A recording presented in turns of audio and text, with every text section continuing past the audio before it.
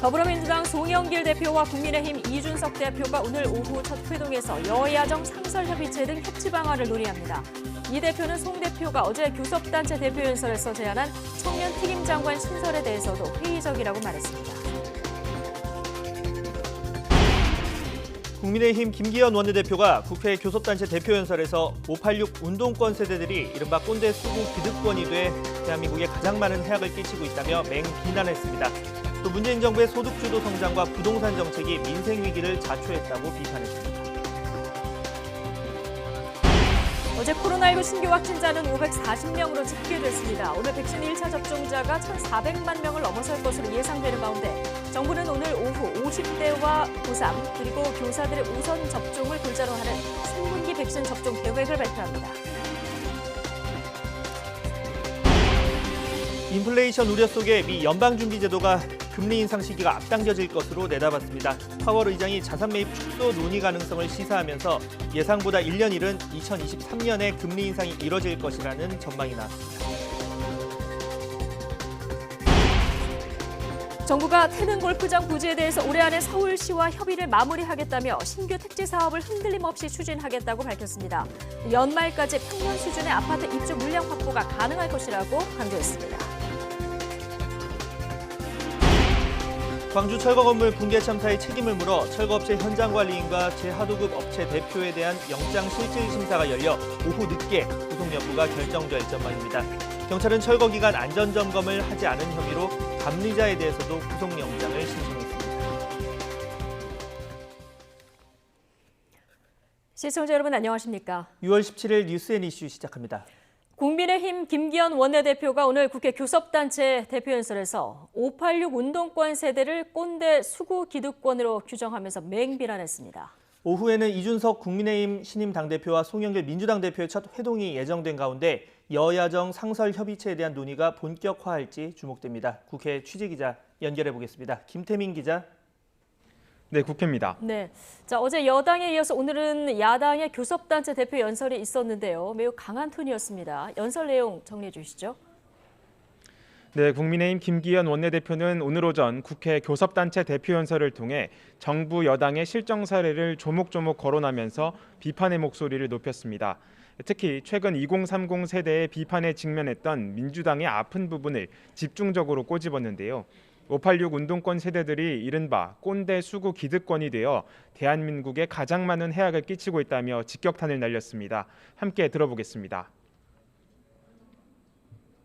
한때 대한민국 체제 뒤집으려고 했던 분들, 그분들이 이 대한민국 체제에서 가장 많은 혜택을 누리고 있습니다. 그다 특권과 반칙까지 하고 있습니다. 이제는 꼰대, 수구, 기득권이 됐다고 지탄받고 있습니다.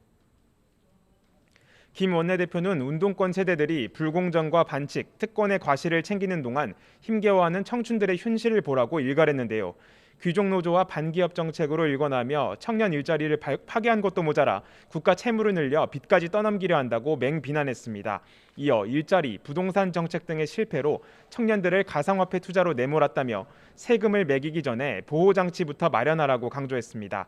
이 밖에도 코로나 방역과 탈원전 정책 등을 거론하며 거짓으로 성과를 내세우기보다는 실정을 인정하고 사과부터 하라고 촉구했습니다. 그러면서 민생과 공정을 최우선 가치로 삼아 정부 여당과는 다른 정치를 하겠다며 정권 교체 의지를 드러내기도 했습니다. 네, 이런 가운데 대권 주자들의 움직임도 빨라지고 있습니다. 오늘은 정세균 전 총리의 출마 선언이 예정돼 있죠. 네, 오늘 오후 2시엔 정세균 전 총리의 대선 출마 선언식이 예정되어 있습니다. 여당의 이른바 빅3 주자로 꼽히는 이재명 경기지사, 이낙연 전 대표보다 한 발 앞서 대선 출사표를 내는 건데요. 오늘 행사는 강한 대한민국 경제 대통령이라는 표어 아래서 2030 세대와 자유롭게 질의응답을 주고받는 토크쇼 방식으로 진행될 예정입니다. 오늘 출마 선언식에는 이낙연 전 대표를 비롯해 김두관, 이광재 의원 등 다른 대권 주자들도 참석합니다. 이런 가운데 경선 연기론으로 갑론을박이 이어지고 있는 민주당의 대선 경선 일정은 이르면 내일 매듭지어질 전망입니다. 송영길 대표는 어제 오후 열린 최고위원회의에서 경선 연기론과 관련한 지도부 의견을 들었는데요. 오늘 하루 숙고를 거쳐 내일 열리는 최고위원회의에서 경선 일정을 확정짓고 다음 주엔 대선 경선 기획단을 띄워 이른바 대선 모드에 돌입하겠다는 계획입니다. 하지만 여전히 이재명 지사를 제외한 나머지 대권 주자들을 중심으로 경선 연기를 요구하는 목소리가 나오는 만큼 논의가 주말까지 이어질 가능성도 있습니다. 네, 오늘 오후에는 송영길, 이준석 두 여야 대표의 만남도 예정돼 있죠? 네, 오늘 오후 5시엔 이준석 국민의힘 신임 당대표가 송영길 민주당 대표를 예방합니다. 나이와 정치 경력에서 큰 차이가 나는 두 여야 대표의 첫 만남이란 점에서 관심이 높은데요. 앞서 송 대표가 제안했던 여야정 상설협의체 구성에 대한 본격적인 논의가 이뤄질지가 주목됩니다. 이준석 대표는 어제 김부겸 총리, 이철희 청와대 정무수석과의 만남에서도 협의체 재가동 의지를 보였는데요. 송영길 대표 역시 오늘 만남에서 자신의 제안에 긍정적 답변을 보인 걸 환영한다는 의사를 밝힐 것으로 보입니다. 이에 따라 지난 2018년 11월 이후 2년여 만에 여야정 상설협의체 재가동 논의가 급물살을 탈 수 있을지 관심이 높아지고 있습니다. 지금까지 국회에서 YTN 김태민입니다. 네, 어제 하루 코로나19 신규 환자는 540명으로 이틀 연속 500명대를 기록했습니다. 방역당국은 백신 접종의 속도가 붙고 있지만 아직 유행을 줄일 수준은 아니라며 방역수칙 준수를 당부했습니다. 취재기자 연결해 보겠습니다. 신현준 기자. 네, 신현주입니다. 예, 자, 영시 기준 신규 확진 현황 정리해 보죠. 네, 오늘 영시 기준 신규 확진자는 540명입니다. 어제 집계보다 5명 줄면서 이틀 연속 500명대를 기록했습니다. 감염 경로를 보면 국내 발생이 523명, 해외 유입이 17명입니다. 국내 발생을 지역별로 보면 서울이 199명, 경기 181명, 인천 17명 등 수도권 신규 환자만 397명입니다. 수도권 밖의 지역을 보면 울산이 22명, 대전과 충북이 각각 18명, 부산 15명 등입니다. 전국 17개 시도 전역에서 신규 환자가 나왔습니다. 코로나19 관련 사망자는 1명 더 늘었고 위중증 환자는 3명 줄어서 156명입니다. 어제 하루 백신 1차 접종자는 54만여 명으로 누적 접종자는 1,379만 명을 넘었습니다. 전 국민의 26.9%가 1차 접종을 마친 꼴입니다. 또 한 차례 맞는 얀센 백신을 포함해 접종을 마친 사람은 28만여 명이 늘어 누적으로는 375만여 명, 전 국민의 7.3%입니다. 방역당국은 또 중국의 백신 접종자가 입국할 때 격리가 면제된다는 인터넷에 떠도는 얘기에 대해 부인했는데요. 손영래 중수본 사회전략반장은 오늘 백브리핑에서 세계보건기구가 승인한 백신을 접종한 입국자 중 국내 직계가족 방문객은 격리를 면제할 방침이라면서 그러나 관광이나 다른 목적은 격리 면제가 허용되지 않는다고 말했습니다. 또 이번 조치가 인도적 목적에서 격리 면제를 하는 것인데 관광객에 대해서도 격리를 면제하는 것처럼 회자돼 혼선을 초래하고 있다고 지적했습니다. 지금까지 사회부에서 YTN 신현주입니다. 고령층 대상 접종이 마무리 단계에 들어가면서 정부가 오늘 3분기 백신 접종 계획을 발표합니다. 오늘부터는 모더나 백신 접종도 일부 시작되면서 국내 도입 백신 모두 4종류로 늘었는데요. 상반기 목표를 이미 넘긴 백신 1차 접종자 수는 오늘 1,400만 명을 넘길 것으로 보입니다. 현장 나가 있는 취재기자 연결해 보겠습니다. 황보혜경 기자. 네, 서울 강남구 예방접종센터에 나와 있습니다. 네, 좀 맞을 수 있는 백신도 늘고 접종률도 올라가고 있는데요. 접종센터에서 백신 접종 지금 순조롭게 잘 진행되고 있죠. 네, 그렇습니다. 오늘 아침 8시 반부터 이곳 강남구 예방접종센터에서는 백신 접종이 순조롭게 이뤄지고 있습니다. 예약자 대부분은 75세 이상 어르신이지만 아침부터 제복을 입은 경찰관 등 젊은 층의 발길도 이어지고 있는데요. 이틀 전부터 30살 미만 사회 필수 인력 등의 화이자 백신 접종이 시작되면서 지금까지 지난 이틀간 280여 명이 이곳에서 1차 접종을 마쳤습니다. 오늘은 30살 미만 27명이 각자 예약한 시간에 맞춰 화이자 접종을 받게 됩니다. 30살 미만 화이자 백신 접종 대상에는 유치원이나 어린이집, 초등학교 저학년 교사나 돌봄 인력 등도 포함됐습니다. 미국 제약사 모더나 백신도 본격적인 접종이 시작되는데요. 모더나 백신은 식약처 승인 직후인 어제 전국에 있는 상급 종합병원 45곳에 배송이 되면서 오늘부터 접종하는 곳이 나올 것으로 보입니다. 앞서 정부는 모더나와 계약한 백신 4천만 회분 가운데 5만 5천 회분을 먼저 받았는데요. 이 물량은 상급 종합병원에서 일하는 30살 미만 보건의료인과 의대생, 간호대생 등 예비 의료인이 맡게 됩니다. 이로써 우리 국민이 맞는 백신은 아스트라제네카와 화이자, 얀센에 이어 모더나까지 4종류가 됐습니다. 네, 이런 가운데 오늘 정부가 이 3분기 백신 접종 계획도 발표한다고요? 네, 오늘 오후 정부는 3분기 백신 접종 계획을 발표한다고 밝혔습니다. 다음 달부터 오는 9월까지 백신을 맞게 될 대상과 인원, 또 구체적인 백신 종류를 공개할 예정인데요. 윤곽은 어느 정도 나왔습니다. 만 18살부터 50대 이하 일반인이 3분기 접종 대상입니다.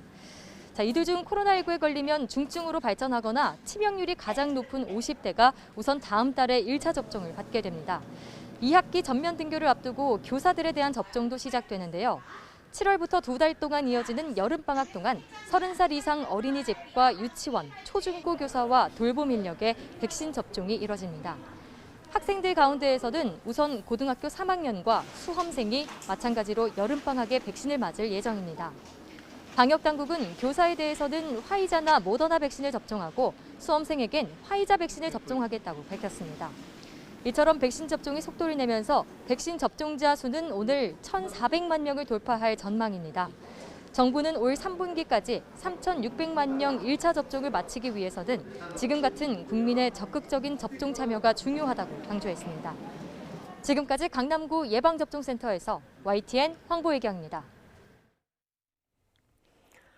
과천청사 부지 개발 취소 등 최근의 공급 불안에 대해서 정부가 신규 택지 사업을 흔들림 없이 추진하겠다고 강조했습니다.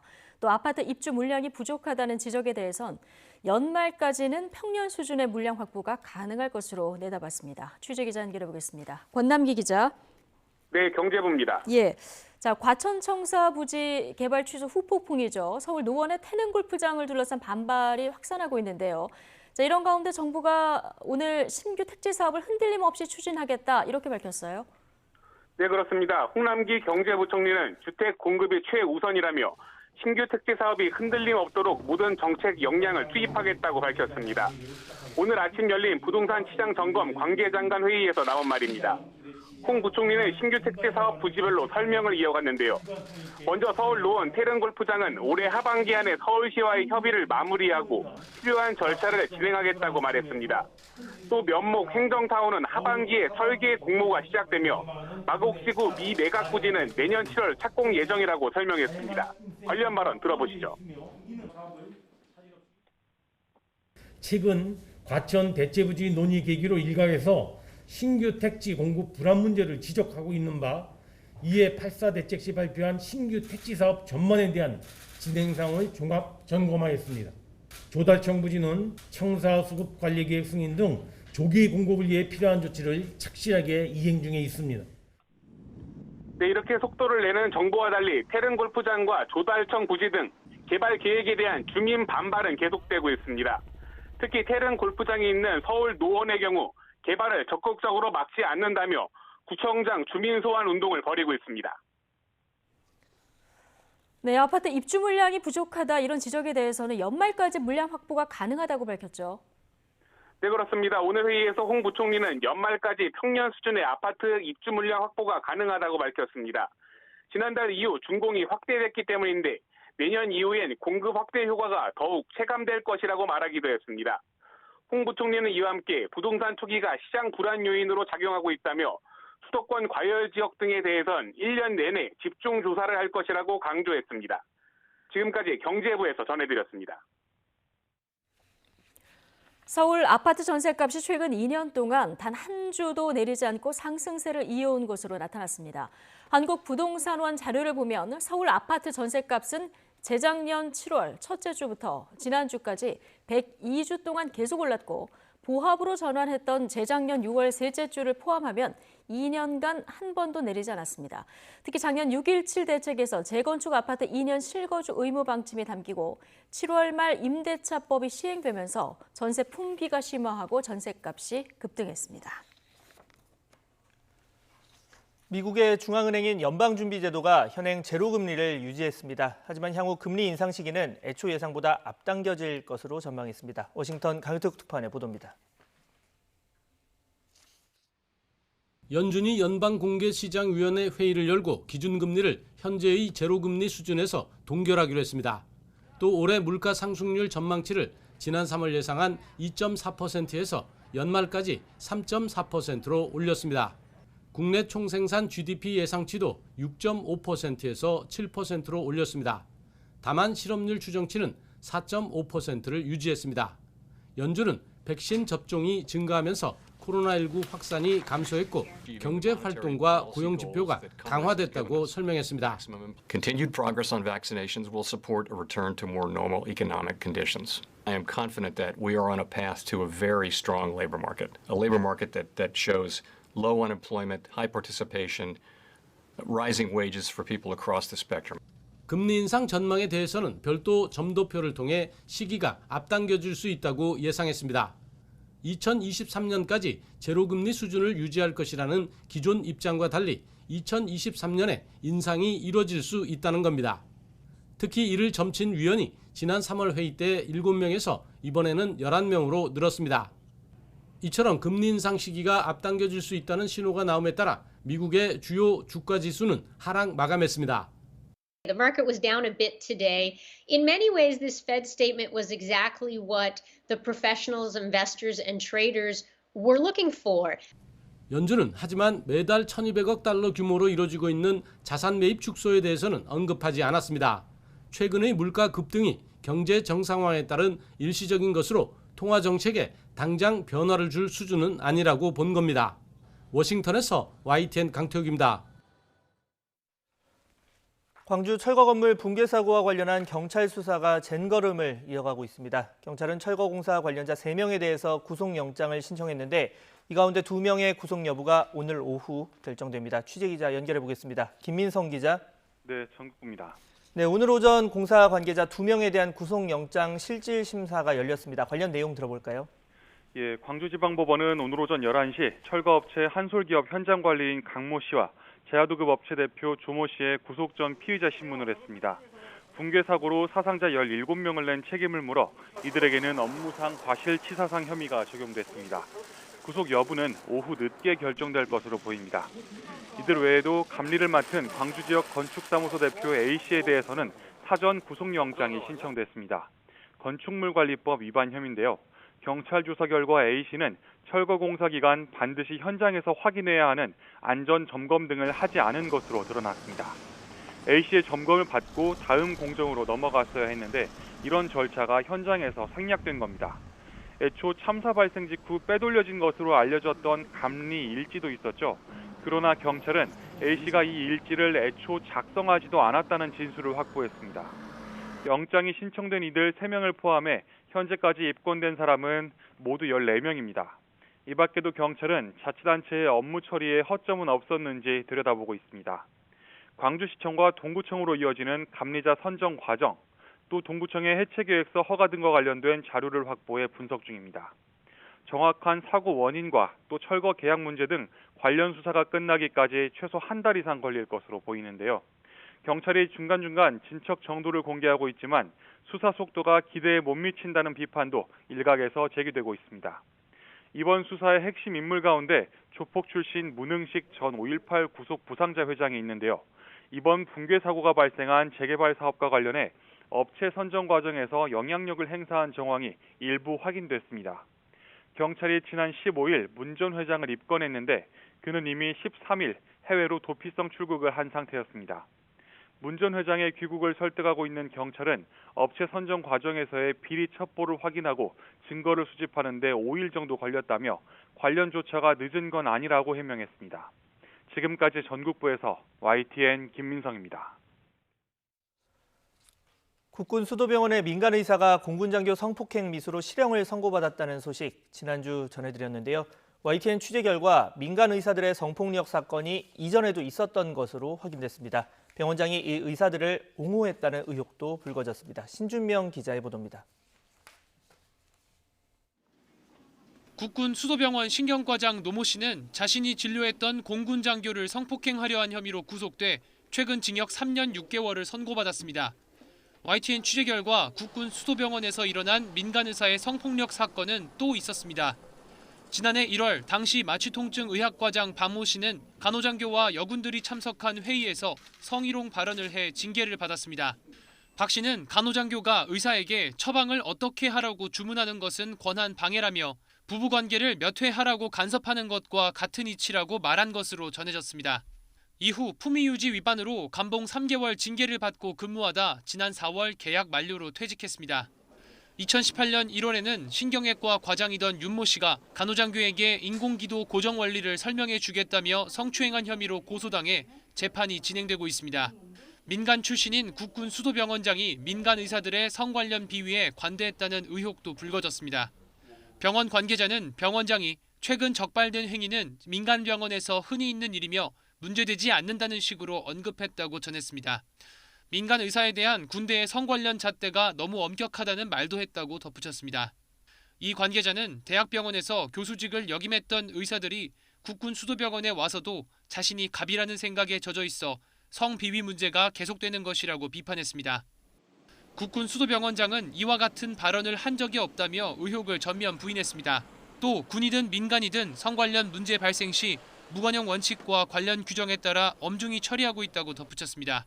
YTN 신준명입니다. 지난 13일 서울 연남동 오피스텔에서 20대 남성이 숨진 채 발견된 사건과 관련해서 서울경찰청이 영등포경찰서 담당 수사팀을 상대로 감찰에 착수했습니다.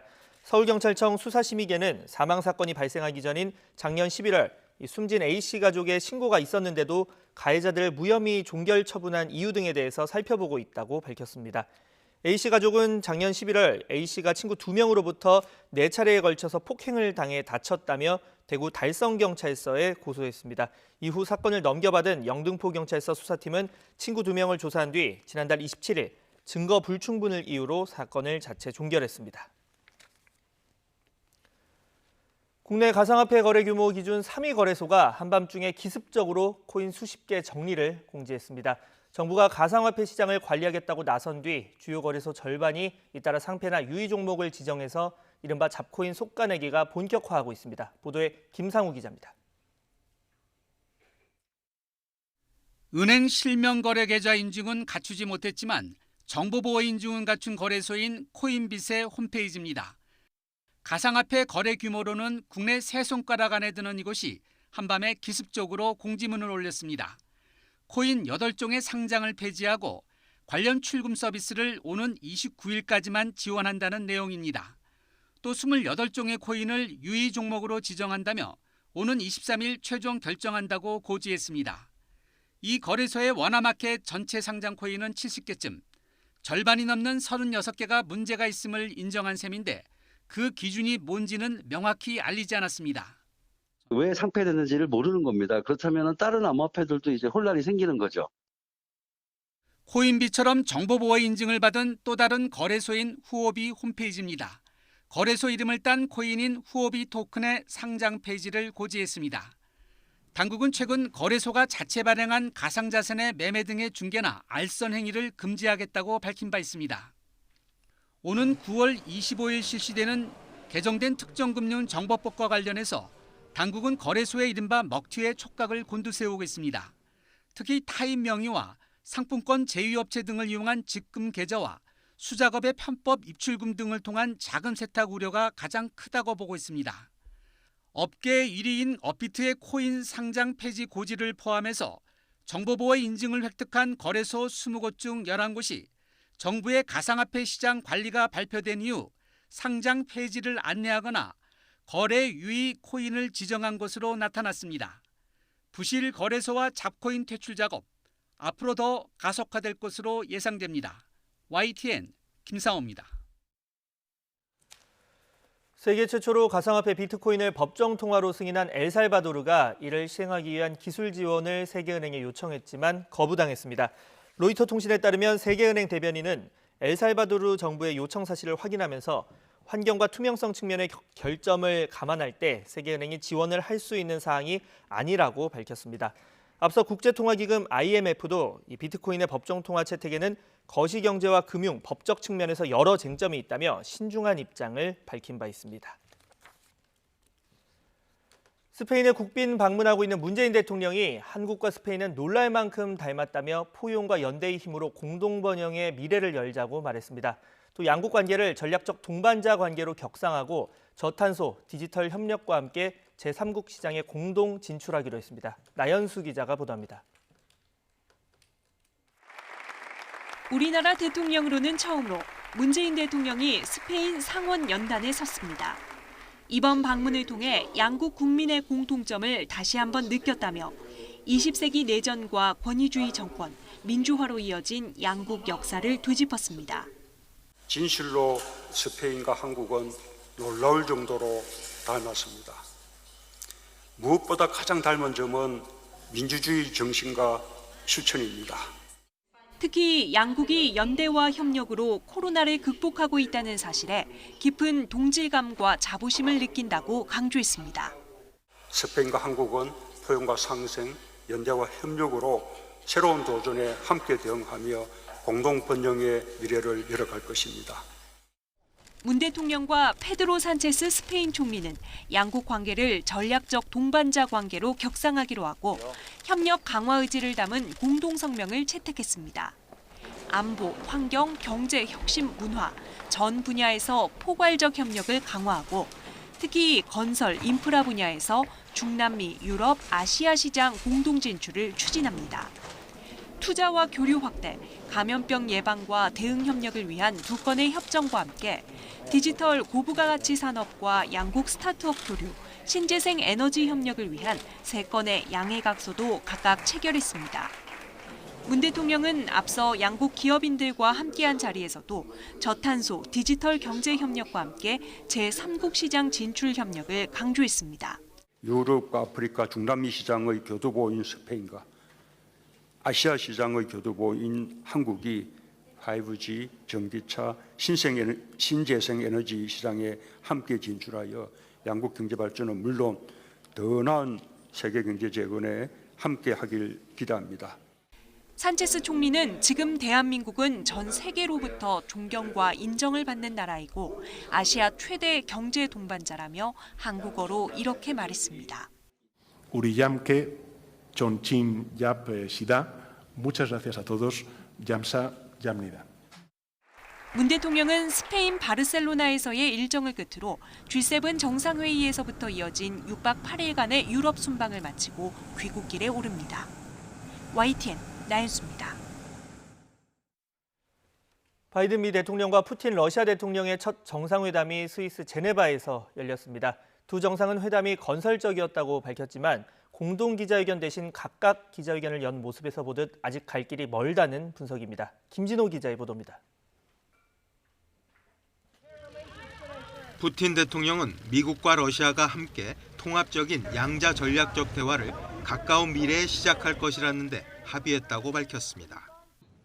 На Соединенных Штатах Америки и на Российской Федерации лежит особая ответственность за стратегическую стабильность в мире. 푸틴 대통령은 이번 회담이 건설적이고 적대감 없이 이루어졌으며 서로를 이해하고자 하는 정상들의 열망을 보여주었다고 말했습니다. 현재의 미러 관계 상황에서 가족 간의 신뢰 같은 것은 있을 수 없지만 신뢰에 섬광은 비쳤다고 설명했습니다. 바이든 대통령은 푸틴 대통령과의 회담에 대해 분위기는 좋고 긍정적이었다고 말했습니다. 바이든 대통령은 이번 회담이 양국 관계의 진전으로 이어질지는 향후 몇 달이 시험대가 될 것이라고 강조했습니다. 하지만 미국의 가치와 원칙은 포기하지 않겠다는 입장을 밝혔다고 말했습니다. I made it clear to President Putin that we'll continue to raise issues of fundamental human rights, because that's what we are. 바이든 대통령은 수감 중인 러시아 야권운동가 알렉세이 나발리가 사망할 경우 러시아가 치러야 할 대가가 어마어마할 것이라고도 경고했다고 밝혔습니다. 제네바의 호숫가 고택인 빌라라 그렁주에서 열린 회담은 약 3시간 30분가량 진행됐습니다. 평소 회담 시간에 늦게 오기로 유명한 푸틴 대통령은 이번 회담에서는 오히려 15분 먼저 도착했습니다. YTN 김진호입니다.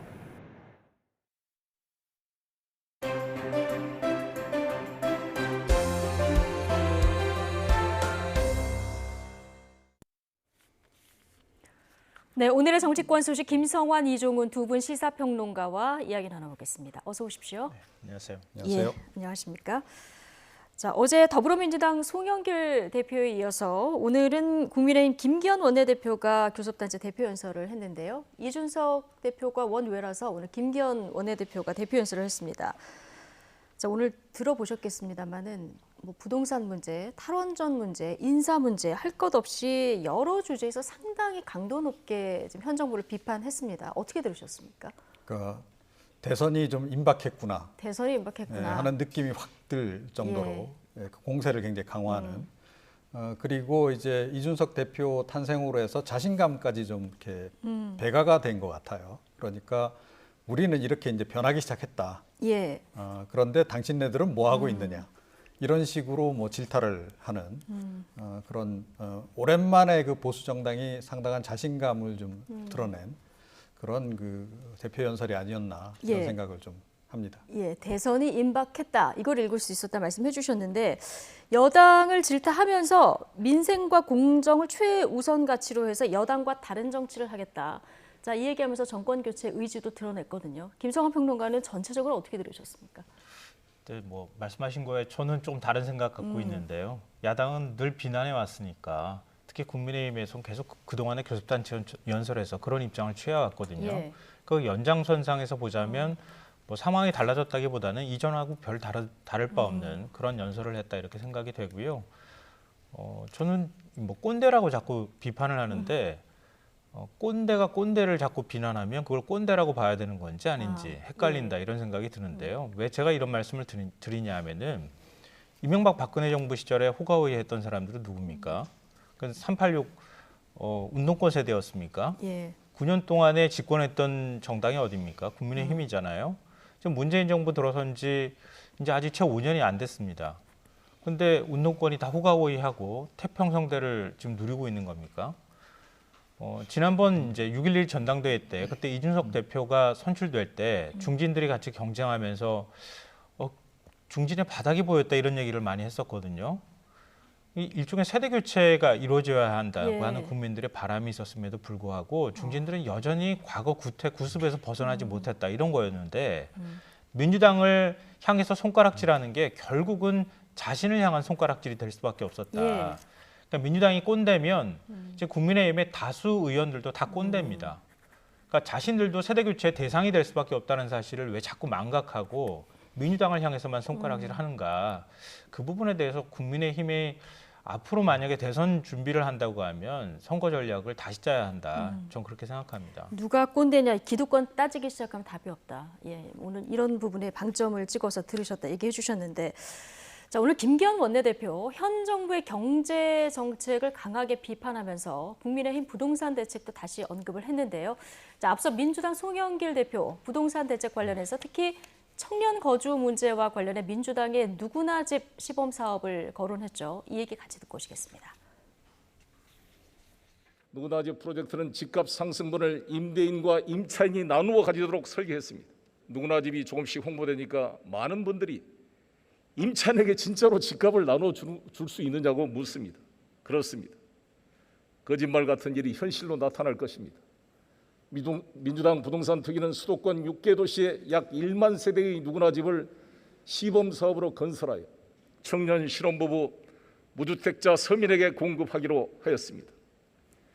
이 집은 집값의 6%인 현금을 내면 들어와 살 수 있습니다. 동시에 집값의 상승분의 50%를 임차인에게 배당해 주게 될 것입니다.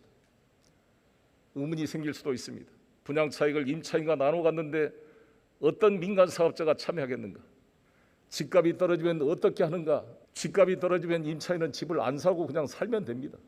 우리 국민의힘은 과감한 규제 완화를 통해서 주택 공급을 확충해 나갈 것이고 민간의 참여를 활성화시켜 나가겠습니다. 꽉 막힌 대출 풀고 거래소를 완화시켜야 됩니다. 서민들 누구나 원하는 집을 살 수 있도록 적극적으로 지원하고 돕겠습니다. 용적률 유연하게 향상시켜 나가겠습니다. 용도지역 변경을 통해서 민간주택 공급 더욱 활성화시켜 나가겠습니다. 재산세, 종부세, 양도세 이 부과기준을 12억 원으로 상향 조정하겠습니다. 그래서 국민들의 세금 부담을 확 낮춰드리겠습니다. 청년, 신혼부부 그리고 실소유자를 위해 LTV, DTI 대출 기준을 현행보다 최대 20%포인트까지 상향 조정해서 대출 규제 완화하고 취득세 감면하겠습니다. 네. 자, 김기현 원내대표 오늘 뭐 소득주도 성장으로 경제가 폭망하기 시작했다 이 얘기도 했고요. 부동산이 지옥이다. 자, 이 경제 정책 관련해서도 굉장히 강한 비판의 단어들을 썼는데, 자, 김기현 원내대표가 밝힌 국민의힘의 부동산 정책, 뭐 재산세, 종부세 기준 12억으로 올리는 거, 그다음 대출 기준을 완화하겠다. 이건 지금 기존에 나왔던 내용이고요. 어제 송영길 대표가 언급했었던 누구나 집 프로젝트, 특히 집값 상승분을 임대인과 임차인이 나누어 가지도록 설계했다. 이 부분이 좀 주목되는데 좀 구체적으로 어떤 건지 설명을 좀 해주시겠습니까? 일단 큰 개념으로 보면 주택 사업을 하는 게 아니라 주거 복지로 전환하겠다. 이제 이런 의미를 포함하고 있다고 생각하시면 될 것 같고요. 기존의 뉴스테이나 아니면 공공임대의 경우에는 거주를 하더라도 나중에 분양하는 시점에 만약에 분양에 따른 이익이 남게 될 경우에는 공급자가 다 이익을 가져가는 구조거든요. 근데 지금 송영길 대표가 얘기한 누구나 집 프로젝트는 일정하게 처음부터 지분을 갖고 시작을 하는 겁니다. 그러니까 지분 적립형 주택이라고 생각하시면 돼요. 예를 들면 집값의 한 6% 정도를 미리 내면 거주권을 주고 그다음에 지분을 조금씩 늘려서 예를 들어서 10% 정도의 더 지분을 취득하게 된다고 하면 나중에 분양할 때 최초 집을 들어갈 때 시점에 있어서의 분양가를 산정해서 오른 그 수익에 따른 수익을 공급자하고 나눠 갖도록 하겠다. 이게 이제 계획인 겁니다. 근데 물론 이제 어려운 점은 있을 거예요. 왜냐하면 공급자한테 어느 정도 메리트를 줘야 하는가. 특히 이제 공급할 때 중간에 이제 임대료를 받는다 하더라도 아무래도 수익이 부족하다고 판단할 수 있거든요. 지금 10% 정도의 적정 이윤을 보장한다 이런 얘기가 흘러나오고는 있는데 그런 메리트를 어떻게 줄 것이냐. 또 적극적으로 사업자를 참여시켜야 되잖아요. 그런 부분이 숙제로 남아있긴 하지만 기존의 방식처럼 임대를 해서 들어갔을 때 나중에서 아무리 집값이 올라도 그 혜택이 돌아오지 않는 이런 방식하고는 좀 다른 방식으로 접근하고 있다 이렇게 생각이 됩니다. 자, 분양 차익을 임차인과 나눠 갖도록 하겠다. 자, 지금 잠깐 언급을 해주셨지만 이렇게 되면은 민간 사업자가 참여하겠는가? 집값이 떨어지면 그러면 어떻게 하겠는가? 이런 의문이 지금 남는 상황이거든요. 자, 송 대표 집값이 떨어지면 임차인은 집을 안 사고 그냥 살기만 하면 된다 이렇게 얘기를 했는데 실효성 부분은 어떻게 보십니까? 그러니까 이제 그 부분이 가장 맹점인 거죠. 그러니까 집값이 하락했을 경우. 그러니까 송영길 대표의 얘기를 들어보면 집값이 상승할 거다라는 걸 기본 전제로 깔고 있어요. 자, 그런데 그 인식도 좀 이제 사실은 좀 불만이고 제 개인적으로는 집값을 어떻게든 잡을 생각을 하셔야지 자꾸 집값 상승할 거를 좀 전제로 뭔가를 계획하신다는 게 말이 되느냐 이런 생각이 일단 들고 집값 이제 하락했을 경우에 그 집을 거기 살고 있는 사람들이 자기 거로 만들고 싶은 욕구가 들까요? 일단 그게 안 들 거고 당연히 조금 전에 말씀하셨듯이 그 민간 사업자가 들어왔을 때 그 집값이 하락할 거다라고 이렇게 생각을 한다 그러면 투자를 할까요? 애초에? 자, 그런 부분들이 여전히 지금 미지수로 지금 남아 있는 그런 그 상황이라는 거죠. 그래서 제가 보기에는 이게 현실화되기가 상당히 좀 어려울 것 같다.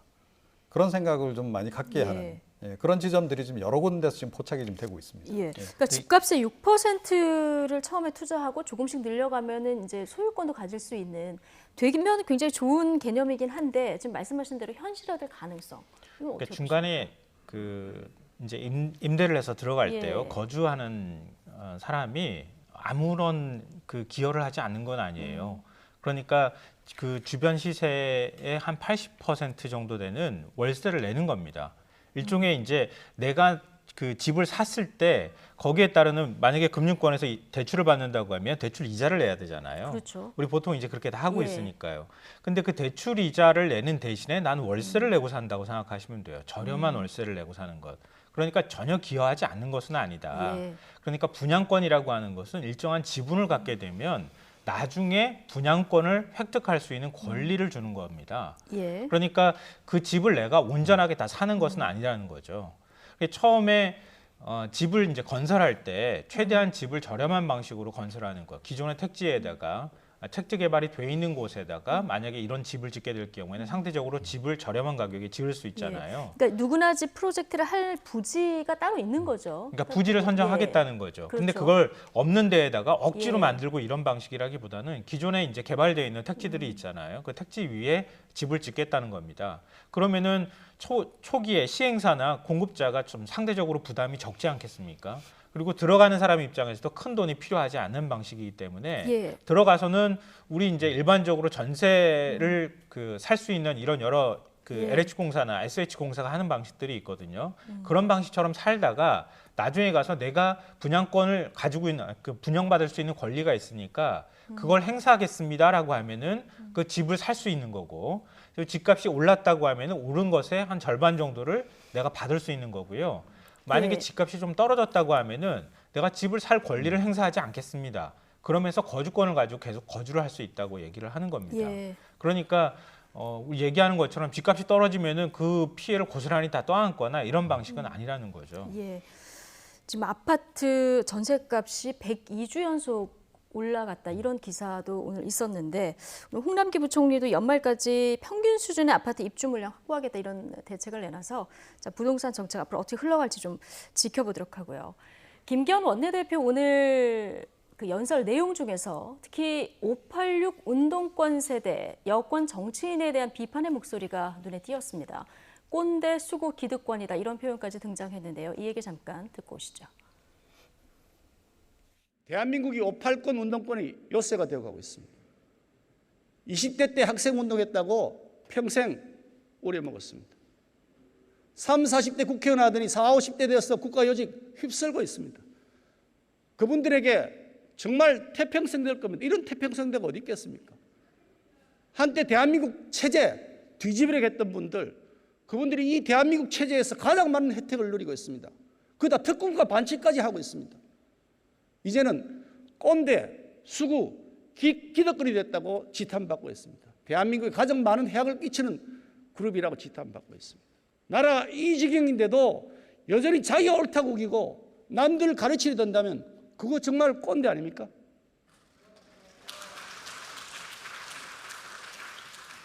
낡은 이념과 세계관 30년 넘게 버리지 않고 계속 버티면 그게 바로 진짜 수구입니다. 한때의 운동권 경력으로 평생을 우려먹고 세습까지 하려한다면 그게 진짜 기득권 아닙니까? 네, 아마 이 부분 연설할 때 야당에서 박수가 가장 많이 나온 것 같았는데, 민주당의 운동권 세대 이미 꼰대 수구 기득권이다, 대한민국에 가장 큰 해악을 끼치고 있다, 직격탄을 날렸는데요. 어떻게 들으셨습니까? 그러니까 우리 당은 이준석 보유당이다, 이거죠. 아, 이걸 역설적으로 표현한 거네요. 예. 그러니까 이제 우리는 이미 변화를 시작했고 젊은 대표, 영선의 젊은 대표까지 나왔고, 그런데 당신은 애들은 보니까 과거에 비해서 더 오히려 수구 내지는 기득권화 됐고, 그러니까 비판하기가 굉장히 좀 좋은 환경이 좀 조성된 거죠.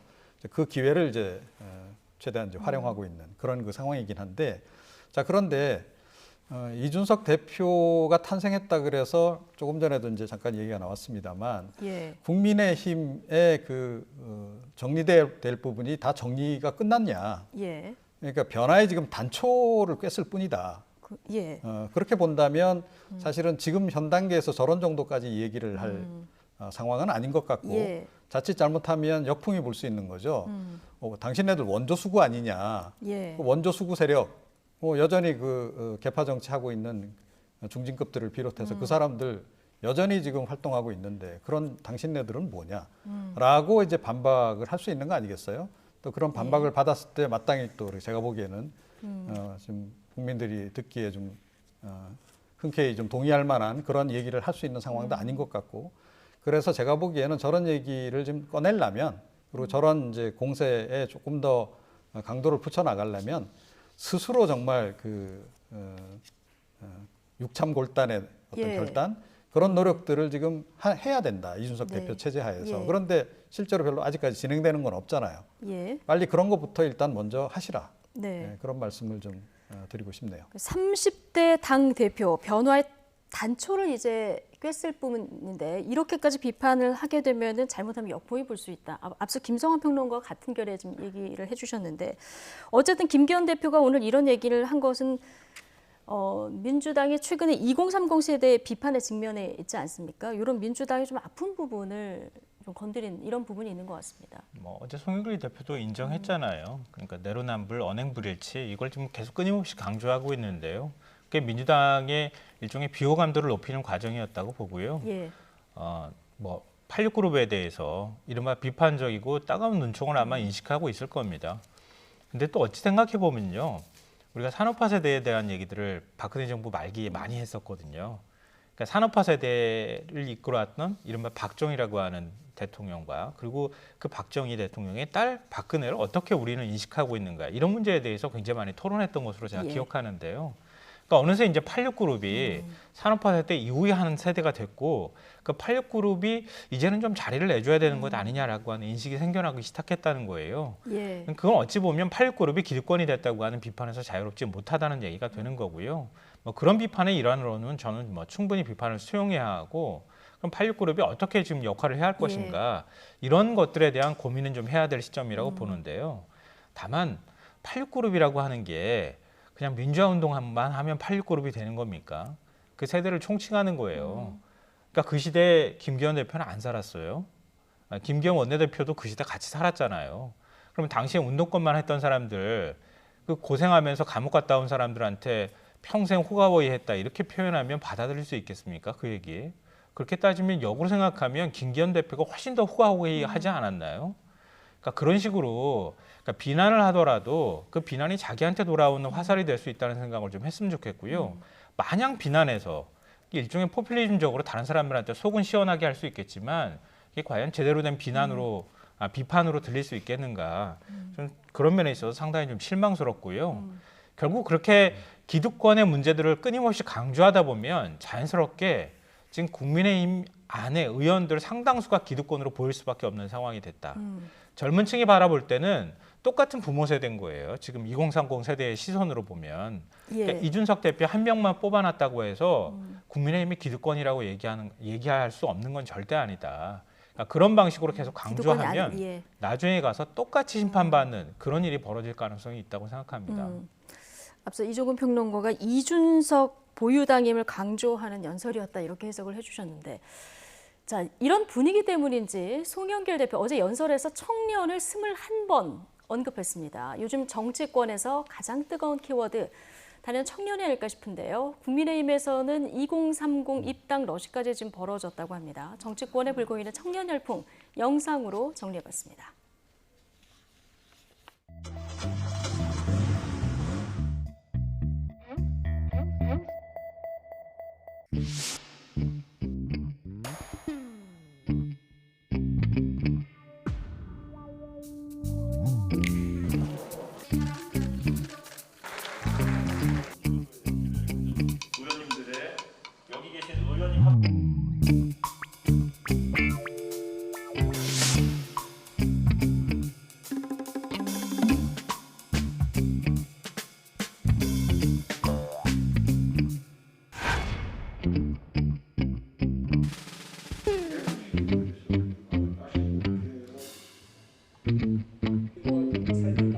청년 여러분, 청년 장관직은 청년들의 주거, 일자리, 교육 등에 대한 종합적 지원은 물론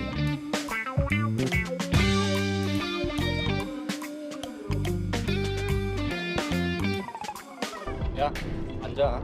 됐어. 우리 자리 아니잖아. 왜 안 앉아? 우리 자리도 아니잖아. 임산부서 앉아요. 젊음은 세상을 회복시키는 힘이 있습니다.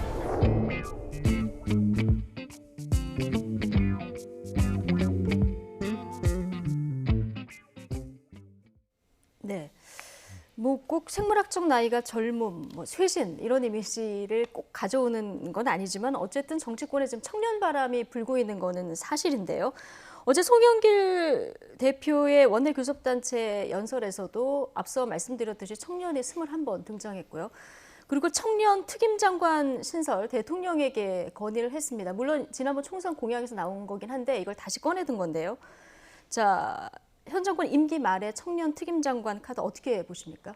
글쎄요. 청년 특임장관 임명하면 그분이 부동산 급등 문제 해결하나요? 또 이 청년 취업 문제 완벽히 해결할 수 있나요? 예, 이건 그냥 상징적인 거에 불과한 거죠. 그런데 이게 뭐 어떻게 보면 기성세대들은 이런 상징적 조치에도 뭐 긍정적인 반응을 보이고 뭐 이러는데요. 2030 세대들은 이런 상징적인 조치에 별로 그렇게 감흥을 안 받습니다. 그야말로 실질적인 것, 본인들이 체감할 수 있는 뭔가가 작은 거라도 오히려 쥐어지는 그런 상황을 오히려 더 원한다.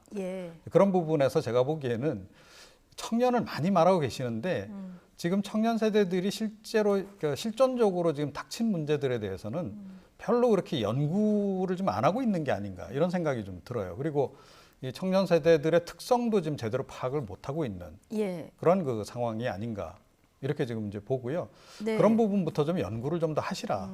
그리고 뭐 특임 장관 이렇게 거창한 게 아니고 작은 거라도 오히려 실효성 있는 것들을 내놓는 것이 지금 단계에서는 더 필요하지 않을까 저는 그렇게 생각을 합니다. 청년 특임장관 뭐 만들어 놓는다고 해도 청년들이 목말라하는 정책들이 다 갈래가 여러 가지이기 때문에 이거를 어떻게 뭐 실효적인 정책으로 연결시킬 수 있느냐 이거 상징적인 거다 이런 얘기 해주셨거든요.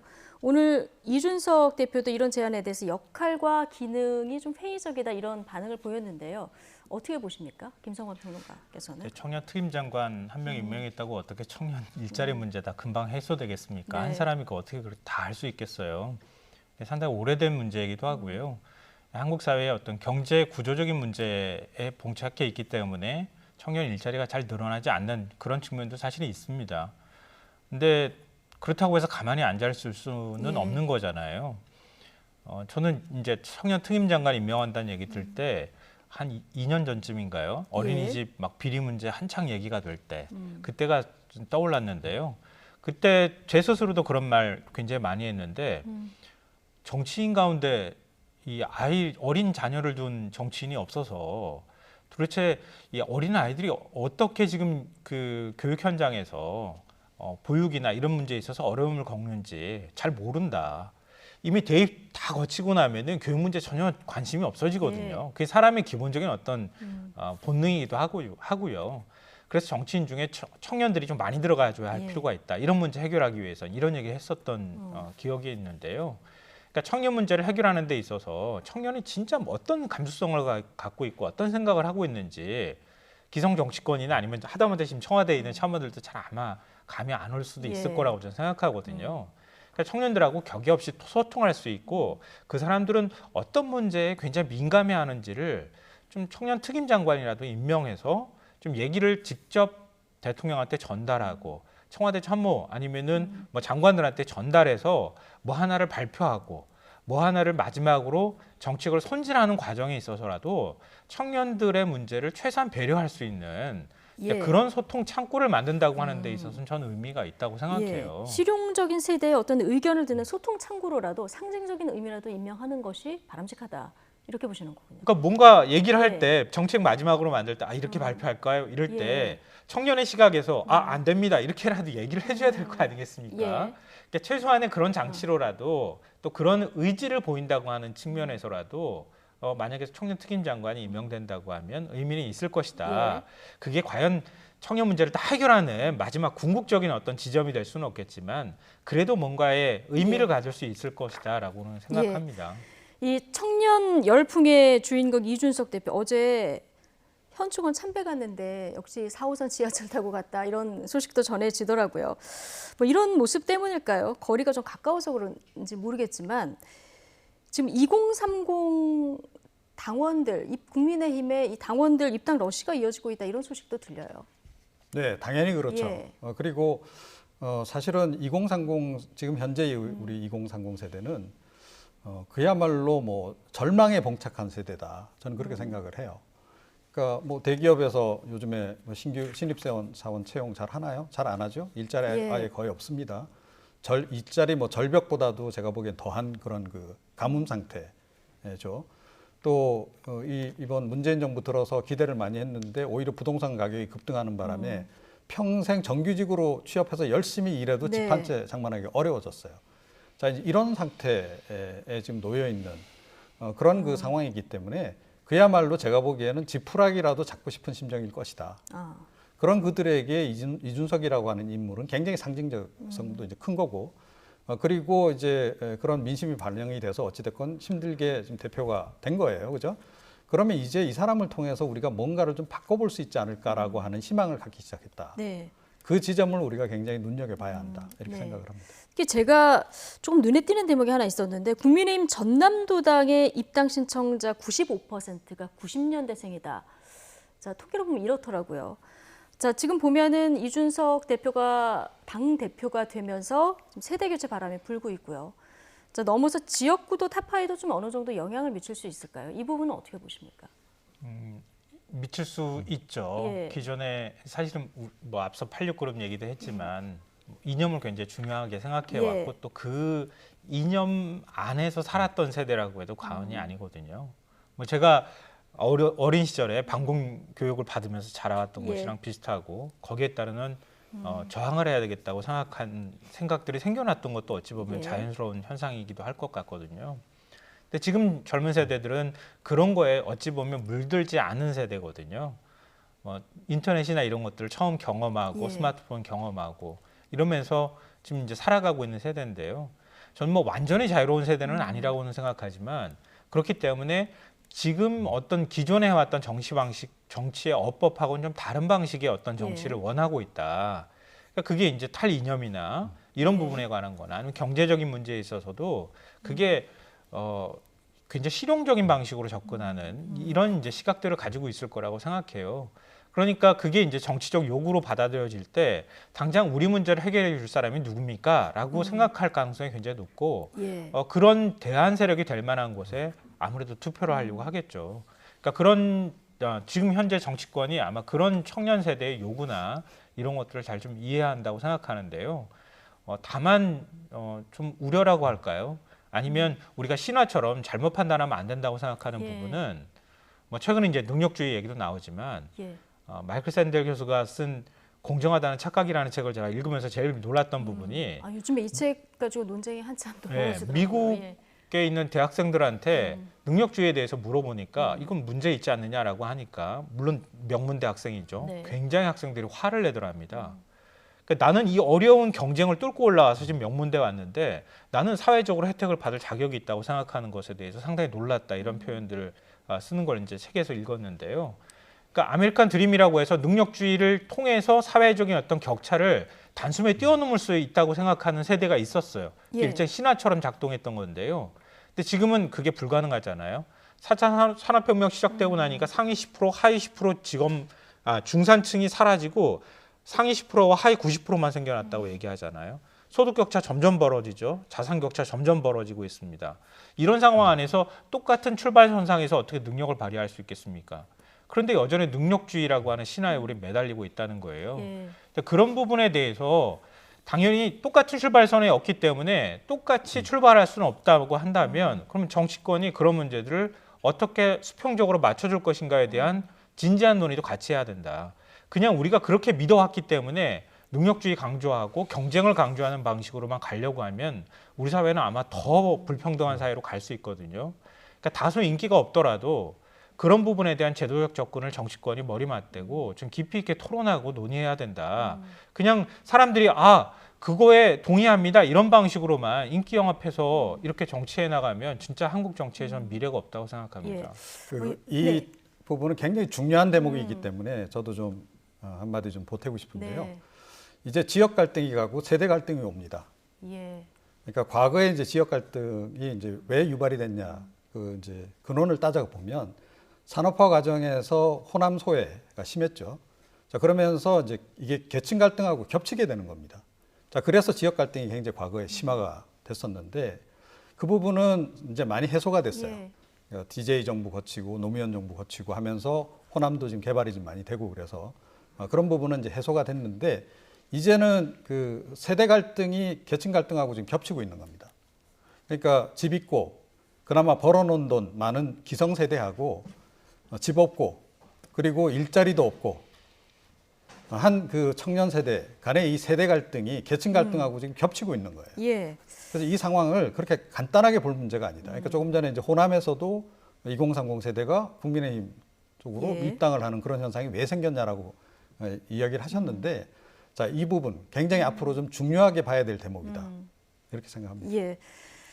아까 2030 세대에 대해서 절망적인 세대다 이런 얘기를 해주셨는데요. 어쨌든 비교적 탈이념적이고 좀 실용적인 이런 부분을 중요시하는 20, 30대다 보니까 앞으로 정치의 새로운 문법을 어떻게 쓰는 정당이 좀 주도권을 가지고 가지 않을까 이런 생각도 들고요.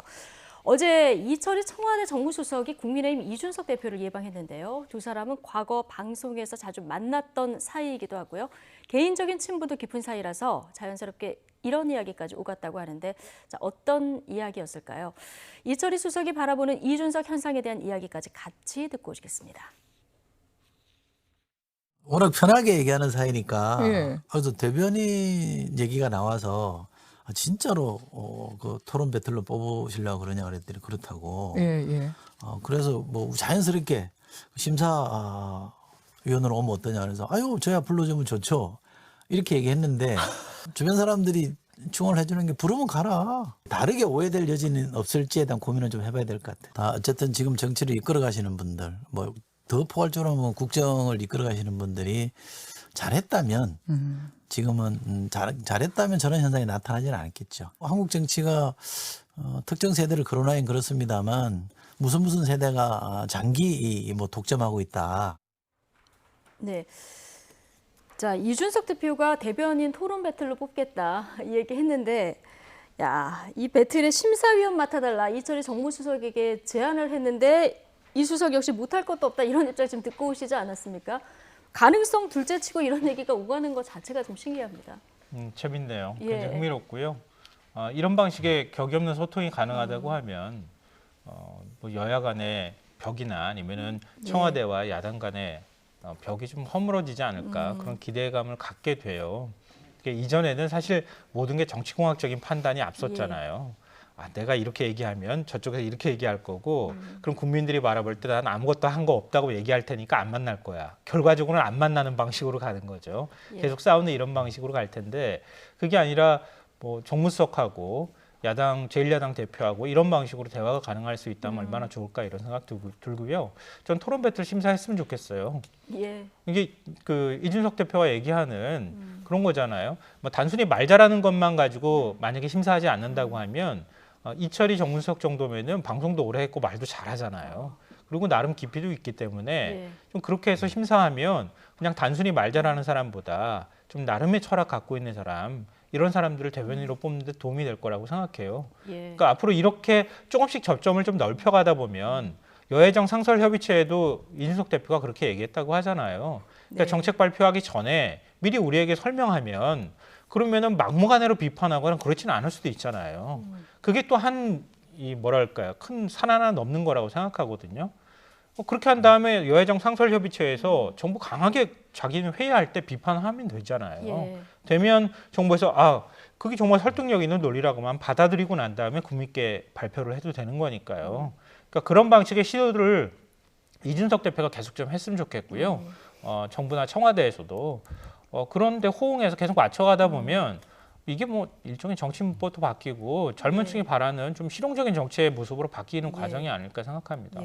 아무튼 굉장히 생경하긴 한데 청와대 수석이 야당 행사에서 심사를 볼 가능성, 뭐 이런 일이 일어날 가능성도 있다고 보세요?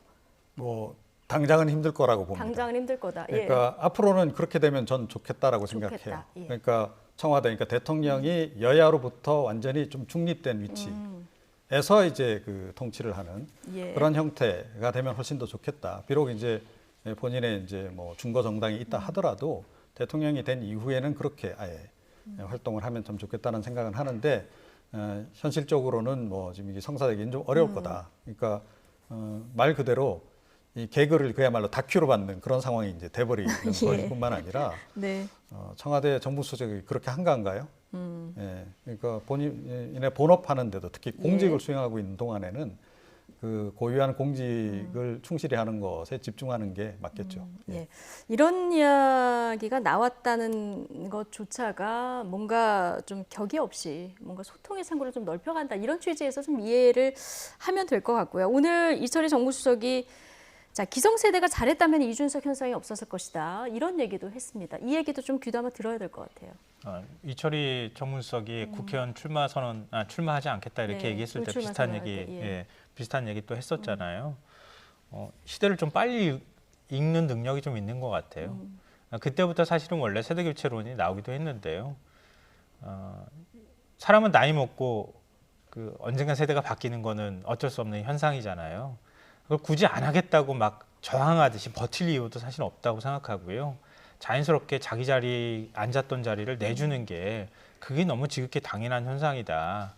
그러면 지금 젊은 층이 앉을 자리가 부족하다고 하면 그동안에 앉아왔으니까 같은 버스 타고 있다고 하면 그러면 자리에 앉아있던 사람이 이제 좀 일어나 줄 때도 되지 않았나 하는 생각을 하게 되는 거예요. 근데 그냥 엉덩이 툭툭 털고 일어나라는 의미는 아니고요. 젊은 세대가 좀 더 편안한 자리에 앉을 수 있도록 그렇게 배려하는 모습들이 필요하다고 생각하고요. 그러니까 앞서 제가 똑같은 기득권으로 바라볼 것이다. 이거 뭐 민주화 운동을 하든 안 하든 간에 이런 말씀을 드리는 이유는 지금 이 사회를 만들 수 있는 힘을 갖고 있는 세대잖아요. 이른바 이제 50대, 60대 세대 정도쯤 되면 왕성하게 활동도 할 수 있고요. 그러면 우리 다음 세대가 어떻게 그럼 저 좋은 조건에서 그러니까 차별받지 않는 상황에서 그런 데에서 자유롭게 경쟁할 수 있게 하는 방법이 무엇인지에 대한 그런 기획을 할 수 있는 나이잖아요. 그러니까 그런 힘을 가지고 있을 때 좀 더 젊은 층한테 자유롭게 앞으로 살 수 있도록 하는 그런 방안들에 대한 대안들을 계속 좀 내줬으면 좋겠다. 그게 바로 기성세대가 해야 될 역할이라고 생각합니다. 어쨌든 당분간은 이제 기성세대와 올라오는 젊은 층하고 같이 이제 정치를 해나가야 될 텐데요. 오늘 오후에 송영길 대표하고 이준석 대표의 첫 만남이 예정돼 있고요. 대통령 순방 마치고 귀국하면은 이준석 대표 형식에 구애받지 않고 대통령과 만나겠다 이런 얘기도 해서 앞으로 이런 만남들에서 어떤 얘기들이 또 나올지 굉장히 관심이 벌써부터 집중되는 이런 부분입니다. 자, 오늘 마지막 주제로 넘어가겠습니다. 윤석열 전 검찰총장이 6월 말 7월 초 등판이 확실시되면서 윤 전 총장을 향한 정치권의 견제 목소리가 높아지고 있습니다. 민주당의 윤석열 파일 공세부터 국민의힘 대선 주자들은 빨리 링 위에 올라와라 이렇게 압박의 메시지도 내놓고 있는데요. 자, 거기다 추미애 전 법무부 장관 역시 대선 출마를 예고하면서 자신을 꽝 잡는 매에 비유했습니다. 이 목소리 다 같이 듣고 오시죠.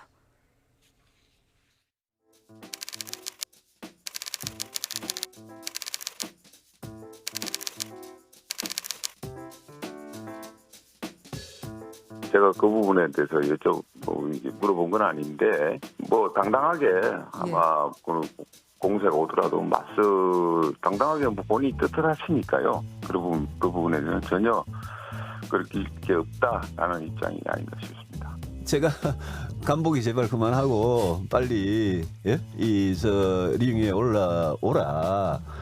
이게 정치를 어차피 할 것 같으면 이거는 정치라는 게 굉장히 본인 인생 입장에서는 정말 어려운 결심 아니겠습니까? 네.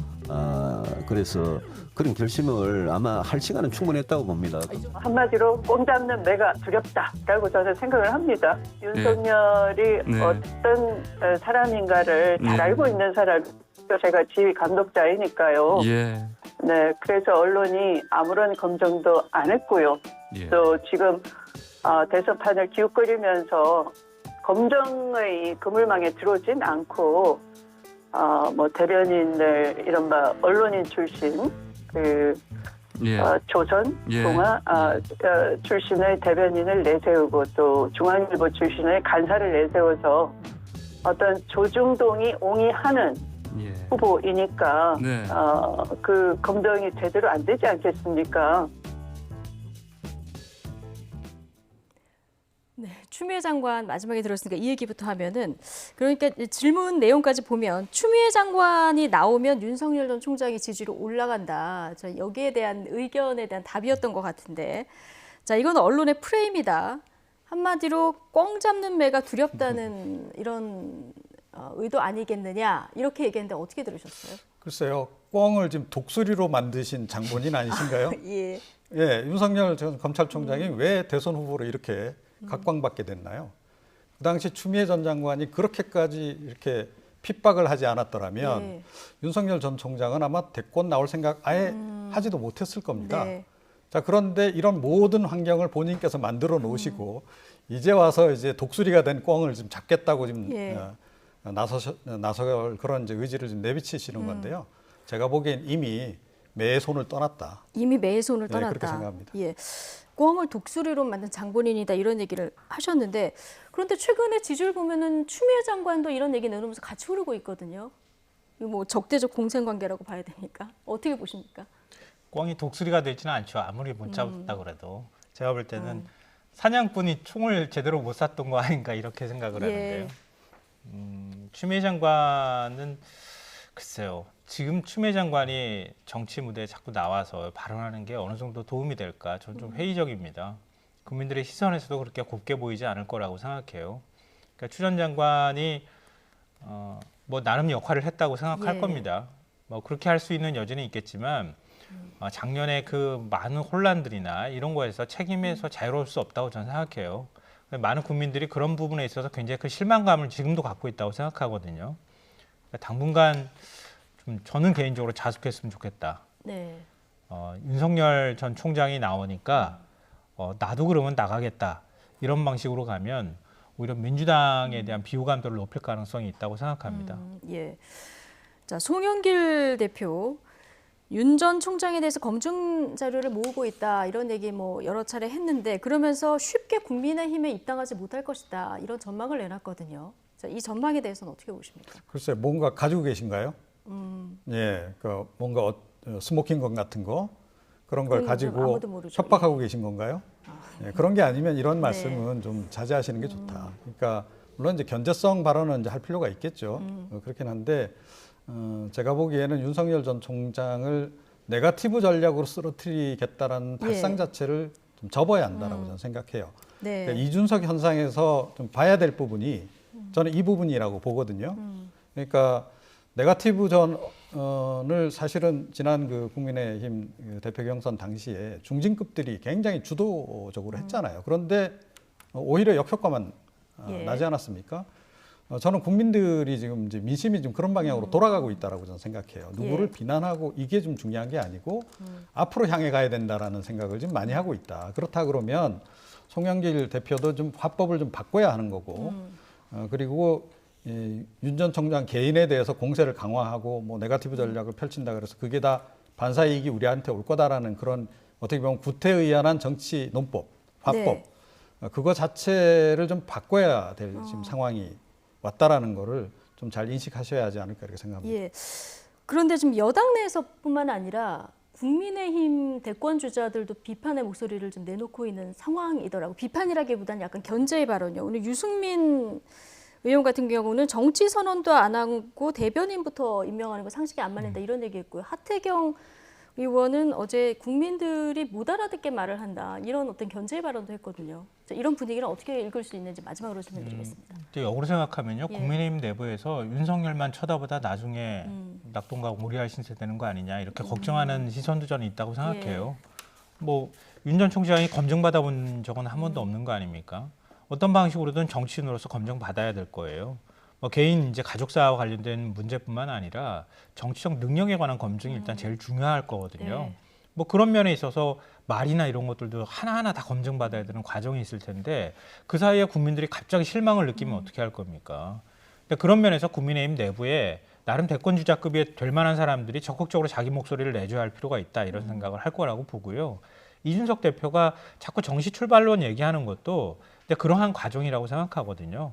그러니까 그렇게 논쟁하면서 오히려 윤석열이라는 사람이 더 뜨게 되면 그리고 난 다음에 국민의힘하고 뭐 빅텐트를 치든 아니면 국민의힘 안으로 오든 간에 그렇게 했을 때 오히려 더 드라마틱하게 보이고 국민의힘의 정권 교체 가능성이 높아진다고까지 보는 거죠. 그러니까 그런 과정에 있는 거라고 저 생각해요. 그러니까 지난번에 김종인 전 비대위원장이 4.7 재보궐선거 과정에서 후보를 선출하는 과정 그러니까 그 얘기를 국민의힘은 계속 지금 얘기하고 있는 거라고 예. 생각합니다. 알겠습니다. 오늘 두 분 말씀은 여기까지 듣겠습니다. 김성환, 이종훈 두 분 시사평론가와 함께했습니다. 고맙습니다.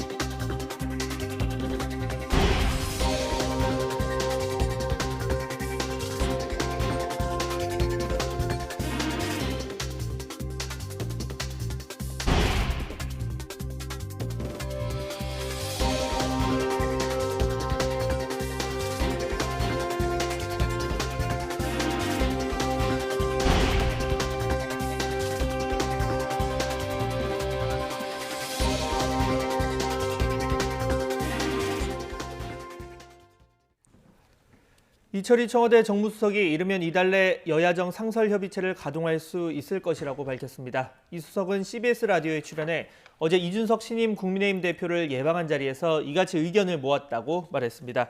또 문 대통령과 이준석 대표 단독 회담 가능성에 대해서는 이 대표가 어제 만남에서 그런 요청은 하지 않았다고 설명했습니다.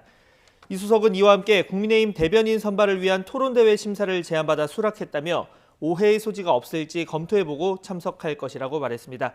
송영길 민주당 대표가 제안한 청년 특임장관 신설에 대해서는 당청 사이에 논의한 사안은 아니지만 청와대 청년 TF 안에서도 검토했던 부분이라고 전했습니다. 그러면서 정부 조직법을 바꿔야 가능한 일인데 임기를 1년 남긴 정부가 법을 바꿔 장관직을 새로 만든다는 것이 잘 받아들여질지 의구심이 있어 주저하고 있다고 털어놨습니다. 대권주자인 윤석열 전 검찰총장은 여야의 협공에 일절 대응하지 않고 자신이 갈 길을 가면서 할 일만 하겠다는 입장을 밝혔습니다. 윤 전 총장은 이동훈 대변인을 통해 낸 메시지에서 국민을 통합해 국가적 과제를 해결할 수 있는 큰 정치만 생각하겠다면서 이같이 말했습니다. 이는 더불어민주당은 물론 국민의힘 일각에서도 자신의 거취를 향한 압박이 이어지는 상황을 겨냥한 것으로 보입니다. 이에 대해서 국민의힘 이준석 대표는 최고위원회의 직후 기자들과 만난 자리에서 야권의 대선 주자가 될 수 있는 분들과 이견이 자주 노출되는 건 피하겠다고 밝혔습니다. 이 대표는 대선을 앞두고 야권 단일 후보를 향한 각자의 생각이 드러날 수는 있지만 윤 전 총장의 행보는 최근 공보 라인이 정리되면서 명확하게 전달받고 있다면서 이견보다는 비슷한 점을 많이 강조하겠다고 덧붙였습니다. 국민의힘 사무총장의 3선의 한기호 의원, 정책위 의장에는 같은 3선의 김도읍 의원이 확정됐습니다. 국민의힘은 오전 최고위원회의와 의원총회를 잇따라 열어서 사무총장의 한기호 의원, 정책위 의장의 김도읍 의원을 추인했습니다. 한기호 사무총장은 육군 중장 출신의 강원 지역 3선 의원이고 김도읍 정책위 의장은 검사 출신으로 부산 지역 3선 의원입니다. 이준석 대표 체제가 공식 출범한 지 나흘 만에 국민의힘 주요 당직자 인선이 마무리되면서 국민의당과의 합당 논의를 이끌 실무협상팀도 곧 꾸려질 전망입니다. 고 이모 중사 성추행 사망 사건을 조사하고 있는 국방부 합동수사단이 오늘 오전 이 중사가 소속돼 있던 제15 특수임무비행단 부대원들의 사무실에 대해서 압수수색을 진행하고 있습니다. 해당 부대원들은 고 이 중사의 성추행 피해 사실을 노출시켰다는 혐의를 받고 있습니다. 앞서 지난 15일 국방부 검찰단은 2차 가해 의혹과 신상 유포 혐의를 규명하기 위해서 15비행단 관계자 7명을 소환 조사했습니다. 고 이 중사는 15비행단으로 전속 신고한 지 나흘 만에 숨진 채 발견됐는데 유족 측은 15비행단에서 관심병사 취급을 받는 등 2차 가해가 있었다고 주장해왔습니다. 네, 이와 함께 국방부 합동수사단은 지금까지 모두 5명을 피의자로 수사하고 있는 것으로 확인됐습니다. 부승찬 대변인은 오늘 정례 브리핑에서 구속된 장모 중사와 노모 준이, 노모 상사, 1년여 전에 성추행 가해자인 A 준이와 성추행 당시 차량을 운전한 B 하사 외에 추가된 피의자 없느냐는 질의에 그렇다고 답했습니다. 또 피해자 진술 녹화 영상과 관련해선 진술 녹화 영상이 존재하느냐, 이 피해자에 의한 의지에 의해서 부동의가 됐는지 여부를 파악하고 있는데 아직 녹화 장비 메모리 카드에 대한 포렌식 분석을 하고 있다고 말했습니다. 부 대변인은 이어 지난 3일부터 2주 동안 일정으로 진행된 성폭력 특별신고 기간에 모두 54건의 신고가 접수됐다고 밝혔습니다. 성김 미 국무부 대북 특별대표가 모레 취임 뒤 처음으로 우리나라를 찾습니다. 일본 북핵 수석 대표도 방한해서 한미일 대북 정책 협의를 여는 방안이 추진되고 있는데 마침 북한도 곧 대미, 대남 정책을 발표할 것으로 보여서 한반도 정세의 분수령이 될 전망입니다. 김도원 기자가 보도합니다. 미국의 대북 정책을 총괄하는 성김 미 국무부 대북 특별대표가 바이든 행정부에서 임명된 뒤 처음으로 우리나라를 찾습니다. 이 기간 후나코시 다케이로 일본 외무성 국장의 방한도 추진되고 있습니다. 미국 바이든 행정부 출범 뒤 첫 한미일 북핵 수석대표 협의가 열리는 겁니다. 3국은 미국의 대북 정책 검토 결과를 바탕으로 북미 대화 재개를 위한 공조 방안을 논의할 것으로 보입니다. 북한이 미국의 접촉 시도에도 특별히 응하지 않는 상황에서 호응을 유도할 만한 카드로 무엇이 나올지 관심입니다. 북한을 대화로 이끌어내기 위한 어떤 유인책, 예를 들어서 한미연합훈련 중단 내지 축소 이런 것들을 아마 3국이 협의할 가능성이 높다고 봐야죠. 성김 대표의 방안은 마침 북한이 대외 정책도 논의하는 당 전원회의 직후에 이뤄집니다. 바이든 행정부 출범 이후 입장 표명을 자제해온 북한은 이번 회의를 통해 대미, 대남 정책을 정리할 것으로 보입니다. 북한이 어떤 결정을 내릴지, 한미일 3국이 이를 어떻게 평가하고 대응할 것인지 앞으로 한 주가 한반도 정세의 분수령이 될 전망입니다. 일각에서는 성김 대표가 방한 기간 판문점을 방문해 깜짝 북미 접촉에 나설 수 있다는 관측도 나왔지만 외교부는 그런 일정은 추진되고 있지 않다고 선을 그었습니다. YTN 김도훈입니다.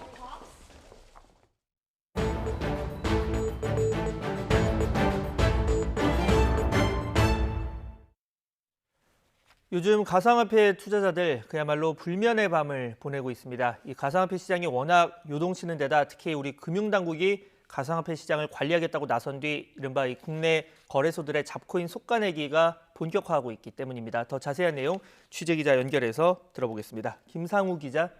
네, 보도국 경제부입니다. 네, 갑자기 이 거래가 중단되는 코인이 나오고 있다고요. 어떤 내용입니까? 네, 그 가상화폐 시장과 관련한 보도가 지난달부터 쏟아지고 있어서 사실 상장된 코인의 폐지나 또는 거래소 자체가 문 닫을 수 있다 이런 전망은 이미 나왔었는데요. 그런데 이게 막상 현실화되면서 투자자들도 그렇고 또 코인을 만든 업체도 그렇고 또 이를 팔고 사게 하는 거래소 쪽 이 삼각의 축이 충격 속에 고민의 행보를 이어가고 있습니다. 예를 들면 그제죠 15일 밤 10시쯤에 국내 가상화폐 거래의 거래 규모 기준 3인 거래소가 한밤중에 기습적으로 코인 수십 개의 정리를 공지했습니다. 이와 코인 8종의 상장을 폐지하고 또 관련 출금 서비스를 오는 29일까지 지원한다. 또 28종의 코인을 유의 종목으로 지정한다면서 오는 23일 최종 결정한다 이런 내용을 고지했습니다. 유의 종목이라고 하면 상장 폐지 직전이다 이렇게 볼 수 있습니다. 그런데 코인빗은 은행 실명 거래 계좌 인증은 갖추지 못했지만 정보보호 인증은 갖춘 거래소이고 특히 가상화폐 거래 규모로는 국내 3손가락 안에 드는 곳입니다. 당연히 관련 코인을 포함해서 대부분의 코인 값이 폭락했고 가상화폐에 대한 자신의 입장 정리를 못하고 있던 투자자들이 그 손실을 그대로 입으면서 충격이 큽니다. 네, 그렇다면 이 코인 상장 폐지 등의 기준이 뭔지도 궁금한데요. 네, 한마디로 깜깜이 기준이다 이런 지적이 일반적입니다. 코인빗의 경우에는요. 팀 역량 및 비즈니스 커뮤니케이션과 기술 역량 등 글로벌 유동성들을 평가하는 내부 기준 이렇게 고지하면서 충족되지 않아 상폐했다고 말했습니다. 기준은 명확하고 또 세부적이어야 되는 것 아니겠습니다. 그런데 이것이 정반대의 표현인 거죠. 그러니까 애매 그 자체다 이렇게 볼 수 있겠습니다. 코인빗의 경우에는 원화마켓 전체 상장 코인이 70개쯤 되는데 절반이 넘는 36개가 스스로 문제가 있음을 인정한 셈인데 그 기준이 뭔지 명확히 알리자는 것입니다. 또 이와 비슷한 방식으로 상장 폐지를 안내하거나 또는 거래 유의해라 이런 코인을 지정한 거래소가 현재 국내 업계 1인 업비트를 포함해서 정보보호 인증을 획득한 거래소 20곳 중 11곳이 이렇게 되는 것으로 파악됐습니다. 네, 말씀하신 대로 이 기준은 명확하고 최대한 구체적이어야겠죠. 자, 그런데 정부가 지난달 가상화폐 시장 관리 발표하면서 이 코인 발행 기준 관련해서 언급한 게 있지 않았습니까? 제가 먼저 말씀드리고 싶은 건요. 그 정부가 가상화폐 시장과 관리해서 언급한 내용의 핵심 4가지를 들여다볼 필요가 있습니다. 첫째는 가상화폐는 웬만하면 하지 않았으면 좋겠다. 둘째는 그래도 할 거면 오는 9월 말 진행되는 개정된 특정금융정보법에 따라서 인증된 거래소에서 하라. 거래소가 폐쇄되면 투자금 보호 안 된다. 셋째는 그러면서 가상화폐로 돈 버는 거래소나 코인 생산자 측 자금 세탁, 또 금융실명제 위반 안 된다. 마지막으로는 거래소가 사실상 자체 발행해서 상장하면 안 된다. 이런 내용입니다. 아까 그 앵커께서 말씀하신 대로 코인 발행 기준에 대해서는 당국이 구체적으로 언급한 것은 거의 없고 딱 하나가 있는데 그게 바로 뭐냐면요. 거래소는 본인 또는 특수관계인이 직접 발행한 가상자산의 매매나 교환을 중개할 수 없다. 이런 금지 내용입니다. 코인비처럼 정보보호 인증을 받은 또 다른 거래소 후오비라는 곳이 있는데요. 여기서는 그 거래소 이름을 딴 코인인 후오비 토큰의 상장 폐지를 당국의 이런 입장을 감안해서인지 상장 폐지를 알렸습니다. 네, 마지막으로 이제 앞으로가 중요할 텐데 투자자들 지금 어떻게 대처를 해야 되는지 또 당국의 행보 앞으로 어떻게 전망되는지까지 들어보겠습니다. 네, 먼저 투자자는 빨리 코인 투자에 대한 자신의 입장을 정리해야 됩니다. 참고로 앞서 설명드린 그 거래가 정지된 코인을 좀 살펴보면요. 업비트 등 국내 4대 거래소에서 상장된 코인 약 200개 중에서 3분의 1은 원화로만 매매가 가능한 이른바 김치 코인이라는 것입니다. 김치 코인은 한국을 뜻하는 김치와 가상화폐 코인의 합성어인데요. 국내에서 발행한 코인을 뜻하는데 상패 등 정리에 돌입한 것 가운데는 바로 이런 김치 코인이 많다는 점입니다. 그렇다면 또 아직 코인 정리에 도입하지 않은 또 다른 거래소들이 있겠죠. 이런 거래소들 역시 이런 김치 코인과 플러스 알파로 이렇게 정리할 수 있는 행보 가능성이 예상 가능하다고 볼 수 있겠습니다. 여기에 앞서 설명드린 가상화폐와 관련한 그 4가지 정부 입장은 그대로이고 요지부동이고 특정금융정보법 시행령 그 개정안대로 시행한다고 보면 되겠습니다. 특히 당국은 금융실명제법 위반, 탈세라든지 또 거래소가 이른바 먹튀하는 거, 예를 들면 거래소에 연동된 벌집 계좌를 통해서 이른바 그 돈 세탁이라든지 불법 행위의 촉각을 곤두세우고 있습니다. 또 타인 명의와 또 상품권 제휴업체 등을 이용한 직금 계좌라는 곳이 있는데 이것을 통해서 수작업을 이용해서 편법으로 이출금 등한 자금 세탁 우려가 가장 크다고 보고 있습니다. 부실 거래소하고 잡코인에 대한 퇴출 작업 앞으로도 가속화될 것으로 예상됩니다. 지금까지 경제부에서 YTN 김상호입니다.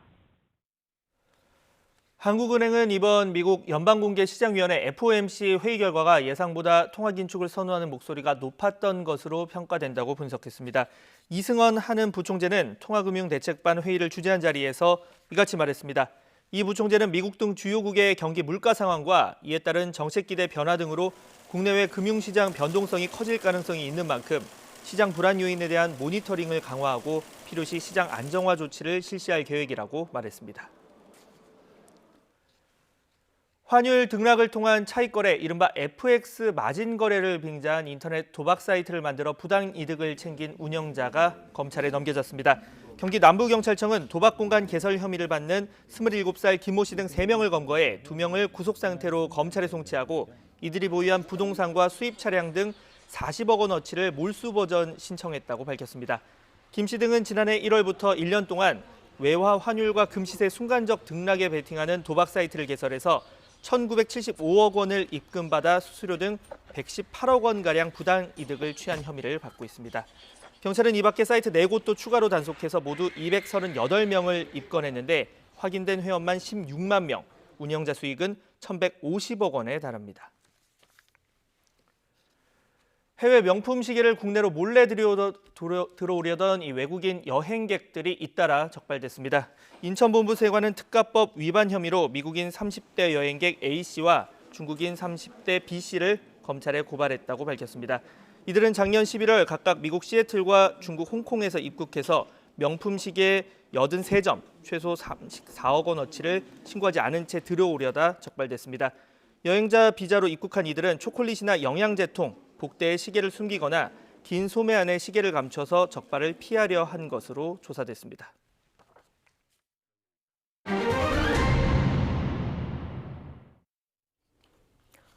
네, 다음 달부터는 해외에서 백신을 접종하고 입국을 하면 2주간의 격리를 받지 않아도 됩니다. 중국산 백신을 맞은 사람도 격리가 면제되는데 정작 중국에서는 자국산 백신을 맞은 사람에게도 여전히 3주간의 격리를 요구하고 있습니다. 자, 이 소식은 중국 베이징 특파원 전화 연결해서 들어보겠습니다. 자, 강성웅 특파원. 네, 베이징입니다. 예. 자, 해외에서 백신을 접종한 입국자들에 대한 격리 면제 정책, 우리 정부가 얼마 전에 발표를 했는데요. 자, 이건 세계보건기구가 승인한 백신만 해당하는 거죠? 그렇습니다. 지난 일요일에 우리 정부가 발표한 조건을 보면 세계보건기구의 긴급 승인을 받은 백신을 맞은 사람만이 이 입국 시에 격리 면제가 될 수 있습니다. 화이자, 얀센, 모더나, 아스트라제네카 등이 해당이 되고 중국 제약사인 시노팜과 시노백이 만든 백신을 맞아도 2주간의 격리를 받지 않아도 됩니다. 단 각 백신마다 접종 권장 횟수가 있는데 이걸 모두 맞고 2주가 지나야 하고 또 격리 면제 조치 시작일도 다음 달 1일부터 시작이 됩니다. 또 방문 목적이 중요한 사업상 목적, 학술 공익적 목적, 인도적 목적, 그리고 직계가족 방문 등인 경우에만 격리를 면제받을 수가 있습니다. 예, 자, 팩트 하나 확인하고 가면 중국산 백신을 접종했을 때 격리를 완전히 면제해주는 나라는 한국이 처음이다. 중국에서 이런 얘기가 나왔다고 하는데 이거 사실 여부는 어떻습니까? 네, 중국 관변 매체가 이틀 전에 그렇게 보도를 했습니다. 이 글로벌 타임스 신문인데 한국이 중국산 백신 접종자에게 의무 검역을 면제한 첫 번째 국가다 이렇게 보도를 했습니다. 참고로 태국도 중국산 백신을 맞으면 격리를 일주일은 줄여주는데 격리가 의무인 나라 가운데 완전 면제를 하는 나라는 한국이 처음이라는 그런 얘기입니다. 그러면서 한국의 이번 조치는 중국산 백신에 대한 신뢰를 보여주는 거다 이렇게 환영을 했고요. 또 이번 조치가 세계 여러 지역에서 추진하는 백신의 상호 인증을 위해서도 좋은 진전이다 이렇게 긍정적 평가를 내렸습니다. 예, 자, 어쨌든 우리는 중국산 백신마저도 격리가 면제되는 거고요. 그런데 중국은 정작 자국산 백신을 맞았어도 입국할 때 3주 동안 격리를 해야 한다면서요? 네, 그렇습니다. 중국은 백신 접종 여부와 관계없이 기본적으로 3주간의 시설 격리를 의무화하고 있습니다. 이곳 베이징을 예로 들어보면 입국자들이 공항에서 내리자마자 모두 버스에 태워서 호텔이나 연수원 같은 별도의 시설로 이동을 시킨 뒤에 3주 격리가 끝나야 풀어줍니다. 중국인이든 외국인이든 똑같습니다. 그리고 중국산 백신을 포함해서 어떤 백신을 맞았어도 이 격리를 피할 수는 없습니다. 최근 하루 평균 20건 정도씩 해외 유입 확진 사례가 발생하고 있고 이것이 중국 본토로 조금씩 번지고 있다. 이런 것을 이유로 엄격한 입국자에 대한 격리 정책을 중국은 계속 시행하고 있는 겁니다. 예. 자, 강성훈 특파원. 그런데 네. 자, 우리의 조치랑 중국의 조치 이거 형평상에 좀 문제가 있는 거 아닙니까? 네, 그런 지적이 설득력이 있습니다. 만약 격리 면제의 기준이 되는 이 백신을 우리나라 정부가 승인한, 우리나라 보건당국이 승인한 백신으로만 한정했다면 중국산 백신은 제외될 수가 있었습니다. 하지만 세계보건기구의 긴급 승인을 받은 백신으로 정하면서 자연스럽게 중국산 백신이 포함이 된 겁니다. 그런데 길게 보면 이 선택이 국제적으로는 가장 논란이 없는 선택이다 이런 의견도 있습니다. 다만 중국이 자국산 백신 접종자에 대해서 아무런 격리 면제나 완화 조치를 취하지 않고 있는데 우리나라가 먼저 이 격리 면제를 발표한 것, 이 부분이 어떻게 된 건지 좀 의문이 남습니다. 참고로 이곳 베이징의 일부 소식통들은 공산당 창당 100주년 기념일이 다음 달 1일인데 이 날짜가 지나서 큰 행사가 지나고 나면 중국도 어떤 상응하는 격리 완화 조치를 내놓을 수 있지 않겠는가 이런 전망도 조심스럽게 내놓고 있습니다. 네, 그렇군요. 자, 그리고 미국 쪽 우리 공관에서는 지금 교민들의 입국 문의가 폭주한다고 하던데요. 중국은 어떻습니까? 중국산 백신 접종자도 격리 면제를 받을 수 있기 때문에 이곳 베이징 우리 교민들도 입국에 대한 기대감이 큰 상태입니다. 이제 단톡방이라든가 이런 데 올려놓은 글을 보면요. 준비를 하는 사람들도 있습니다. 기대감도 큰 상태입니다. 다만 현재 한국에 갔다 오려면 무려 5주나 격리를 해야 하는데 또 더구나 비자도 잘 안 내주고 있습니다. 이러다 보니까 보통 여기 있는 교민들은 1년 반 정도 한국을 가까운 거리지만 한 번도 갔다 오지 못한 사람들이 대부분입니다. 그런데 이곳에서는 한국에 갔다가 중국에 재입국할 때 한국에서 2주 격리를 면제해준다 하더라도 여전히 중국에 들어오려면 또 3주를 격리를 해야 되기 때문에 한국에 갔다 오기를 결정하는 것이 쉽지 않은 그런 상황입니다. 반면 미국이나 유럽 지역에서는 한국 방문을 희망하는 교민들이 현재 우리 공관에 격리 면제의 기준이 뭐냐, 그리고 준비 서류는 어떤 거냐 이런 거에 대한 문의가 폭주하고 있다고 합니다. 참고로 이 변이 바이러스 발생 국가는 백신을 맞았다 하더라도 그곳에 있는 교민들은 이 우리나라를 입국할 때 격리 면제에서 제외가 되기 때문에 자격이나 필요 서류 이런 것들을 미리 꼼꼼히 알아보는 게 중요할 것 같습니다. 또 조건이 맞다 하더라도 격리 면제 신청서와 접종 증명서 이런 것들을 현지 우리 공관에 제출을 해서 확인을 받아야 하는데 현재 이를 위해서 각 공관들이 대응 전담팀까지 만들어서 준비를 하고 있다고 합니다. 지금까지 베이징에서 YTN 강성웅입니다. 네, 미국 서부 지역에서는 40도를 웃도는 불볕더위가 계속되면서 가뭄과 산불로 몸살을 앓고 있습니다. 러시아와 중동 지역에도 폭염이 기승을 부리고 있는데 기상학자들은 올해 무더위가 지난해보다 더 심할 것으로 전망하고 있습니다. 보도에 김형근 기자입니다. 미국 서부 지역이 펄펄 끓고 있습니다. 여러 곳에서 낮 기온이 40도를 웃돌고 있습니다. 유타주 솔트레이크 시티와 콜로라도 덴버에서는 사상 최고 기온을 기록했습니다. 기온이 더 오를 것으로 예상되면서 주민 4,800만 명에게 폭염 경보가 내려졌습니다. I usually don't even work out over here. I usually work out over there, but the sand is too hot today. It's just too damn hot everywhere. 불볕 더위로 가뭄이 이어지면서 산불도 잇따르고 있습니다. 올해 들어 미국에서 2만 7천 건 이상의 화재가 발생해 서울의 5배가 넘는 면적이 잿더미로 변했습니다. We haven't seen conditions like this since back 2001, 2002. And I think we're even exceeding those extremes in several cases. 러시아도 마찬가지입니다. 모스크바는 지난 5월에 이미 30도를 넘어섰습니다. 124년 만의 무더위입니다. 덥고 건조한 날씨가 계속되면서 시베리아 동부 지역에는 산불이 잇따르고 있습니다. Я еле сам спас. Я задыхался тут уже. Тут головешки летели с неба как град. 중동 지역도 곳곳에서 50도를 넘는 폭염이 나타나고 있습니다. 예년보다 한 달이나 빠른 겁니다. 이 같은 폭염의 원인으로 지구 온난화로 인한 초대형 열돔 현상이 지목되고 있습니다. 열돔 현상은 대기 상층부에서 발달한 고기압이 뜨거운 공기를 가둬 기온이 올라가는 겁니다. 게다가 올해는 태평양의 수온이 낮은 상태인 라니냐가 끝나고 바닷물이 따뜻해지면서 지난해보다 폭염이 더 심해질 것이라고 기상학자들은 전망했습니다. YTN 김영근입니다.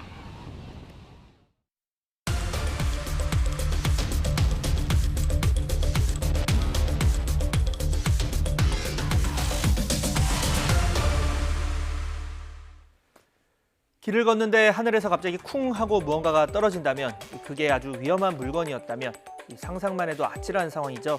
이 같은 묻지마 투척 사례가 잇따르는데요. 어떤 처벌로 이어지고 관련 규정에 빈틈은 없는지 짚어보겠습니다. 네, 충남 아산의 한 아파트 단지 길을 걷던 남성 옆으로 커다란 물체가 떨어지죠. 알고 보니 킥보드였습니다. 이 큰 충격에 정신과 치료까지 받고 있다고 하는데요. 들어보시죠. 길만 나가면은 위에서 뭐 떨어질 것 같고, 그래서 전에 없던 그 이상한 버릇이 생기고 잠을 못 자고 깜짝깜짝 놀래고. 네, 또 다른 영상입니다. 이 아파트 단지를 걷는 남성 옆으로 정체를 알 수 없는 물체가 떨어집니다. 이 커다란 돌덩이였는데요. 이 바닥에 튕긴 뒤 맞았는데도 인대가 파열될 정도로 위력이 셌습니다. 심지어 사고 전 불과 10여 미터 앞에서도 시멘트 벽돌이 바로 옆으로 떨어졌다고 피해자는 진술했습니다. 이 투척이 한 번이 아니었다는 겁니다.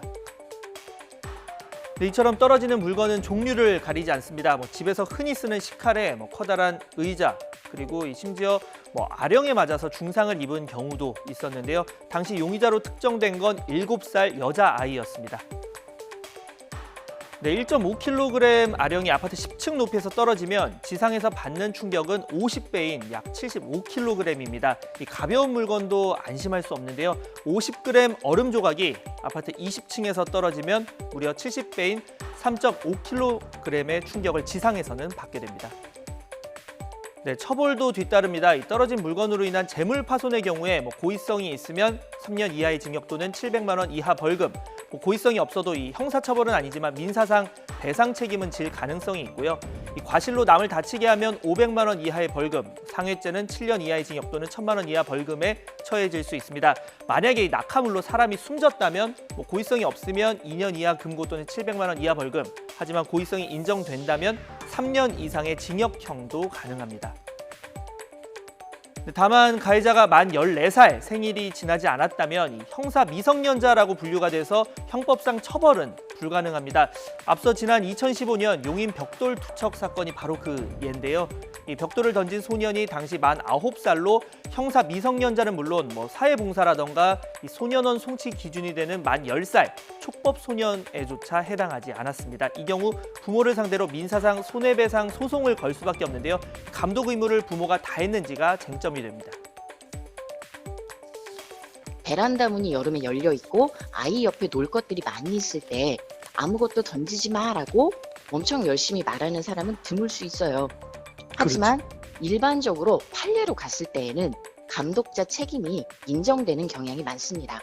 만 10세에서 만 14세 미만의 어린이가 형사처벌을 피해가는 상황이 됐을 때에는 부모에게 충분히 손해배상 책임을 물을 수가 있다라고 보시면 될 것 같아요. 네, 이와 함께 피해를 막기 위한 구조적인 문제도 지적됩니다. 우리나라는 공동주택 외벽과 도로, 주차장 사이 경계를 최소 2m 이상으로만 규정하고 있습니다. 지난 1991년 이 법이 만들어진 뒤 한 번도 바뀌지 않았는데 그 사이에 고층 아파트는 크게 늘었습니다. 네, 실제 이 국토교통부 자료를 한번 보겠습니다. 그래픽 바꿔서 보면 공기 저항이 없다고 가정하고 각도 30도, 초속 1.5m로 물건을 던지면 5층에서 3m, 10층에서 4m, 20층에서는 각각 약 6m 정도를 날아가는 수준입니다. 서울 방이동 올림픽공원에서 살해당한 것으로 보이는 고양이 사체가 잇따라 발견돼 경찰이 수사에 나섰습니다. 서울 송파경찰서는 지난 6일 공원 외진 곳에서 고양이가 죽었다는 주민 신고를 받아 범행 여부 등을 조사하고 있다고 밝혔습니다. 현재까지 경찰이 확인한 사체는 4마리에 달하는 것으로 알려졌습니다. 경찰은 공원 CCTV 영상을 분석하면서 타살 여부를 확인하고 있습니다.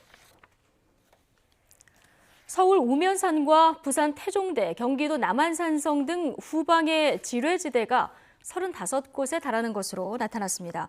국민권익위원회는 실태조사 결과 지난 1998년 시작된 국방부의 지뢰 제거 작업으로 현재는 35곳의 지뢰지대에 3,000발이 매설돼 있는 것으로 파악됐다고 밝혔습니다.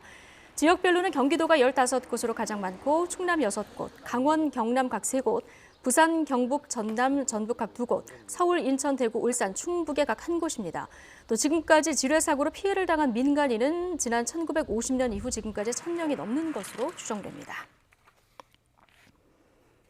중국이 우주정거장 건설을 위해서 승무원 3명이 탑승한 선저우 12호를 오늘 발사했습니다. 선저우 12호는 현지 시간으로 오전 9시 22분 중국 서북부 간수성의 위성발사센터에서 발사됐습니다. 이번 비행은 중국의 텐궁 우주정거장 건설 계획 중 승무원이 우주로 나가는 첫 임무입니다. 중국은 앞서 지난 4월과 5월 텐허와 승무원 보급품을 담은 텐저우 2호 화물 우주선을 각각 발사해서 도킹에 성공했습니다.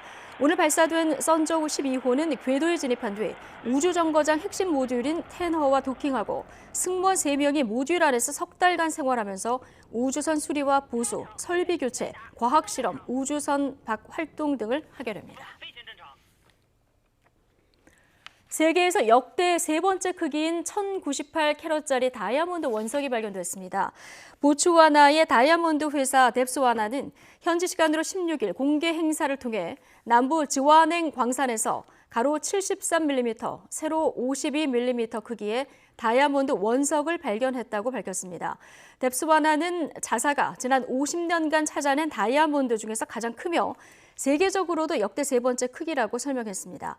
지금까지 발견된 다이아몬드 원석 중 가장 큰 것은 1905년 남아공에서 발견된 3106캐럿의 컬리넌이며 2015년 보츠와나에서 발견된 1109캐럿짜리 원석이 그 뒤를 이었습니다.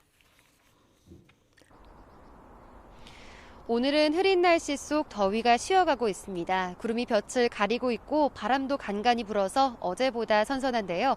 현재 서울 기온은 25도로 어제 같은 시각보다 4도가량 낮습니다. 내일은 전국에 비가 내리면서 오늘보다 기온이 더 내려갈 것으로 보입니다. 들쑥날쑥한 기온 변화에 체온 조절 항상 잘해주시기 바랍니다. 현재 제주도는 동풍의 영향으로 산발적인 비가 이어지고 있습니다. 이 비는 늦은 오후에 모두 그치겠고요. 오후부터 저녁 사이 호남 내륙에는 5mm 미만의 비가 살짝 지나겠습니다. 그 밖에 내륙은 흐린 하늘이 이어지겠고 기온은 어제보다 2에서 4도가량 낮겠습니다.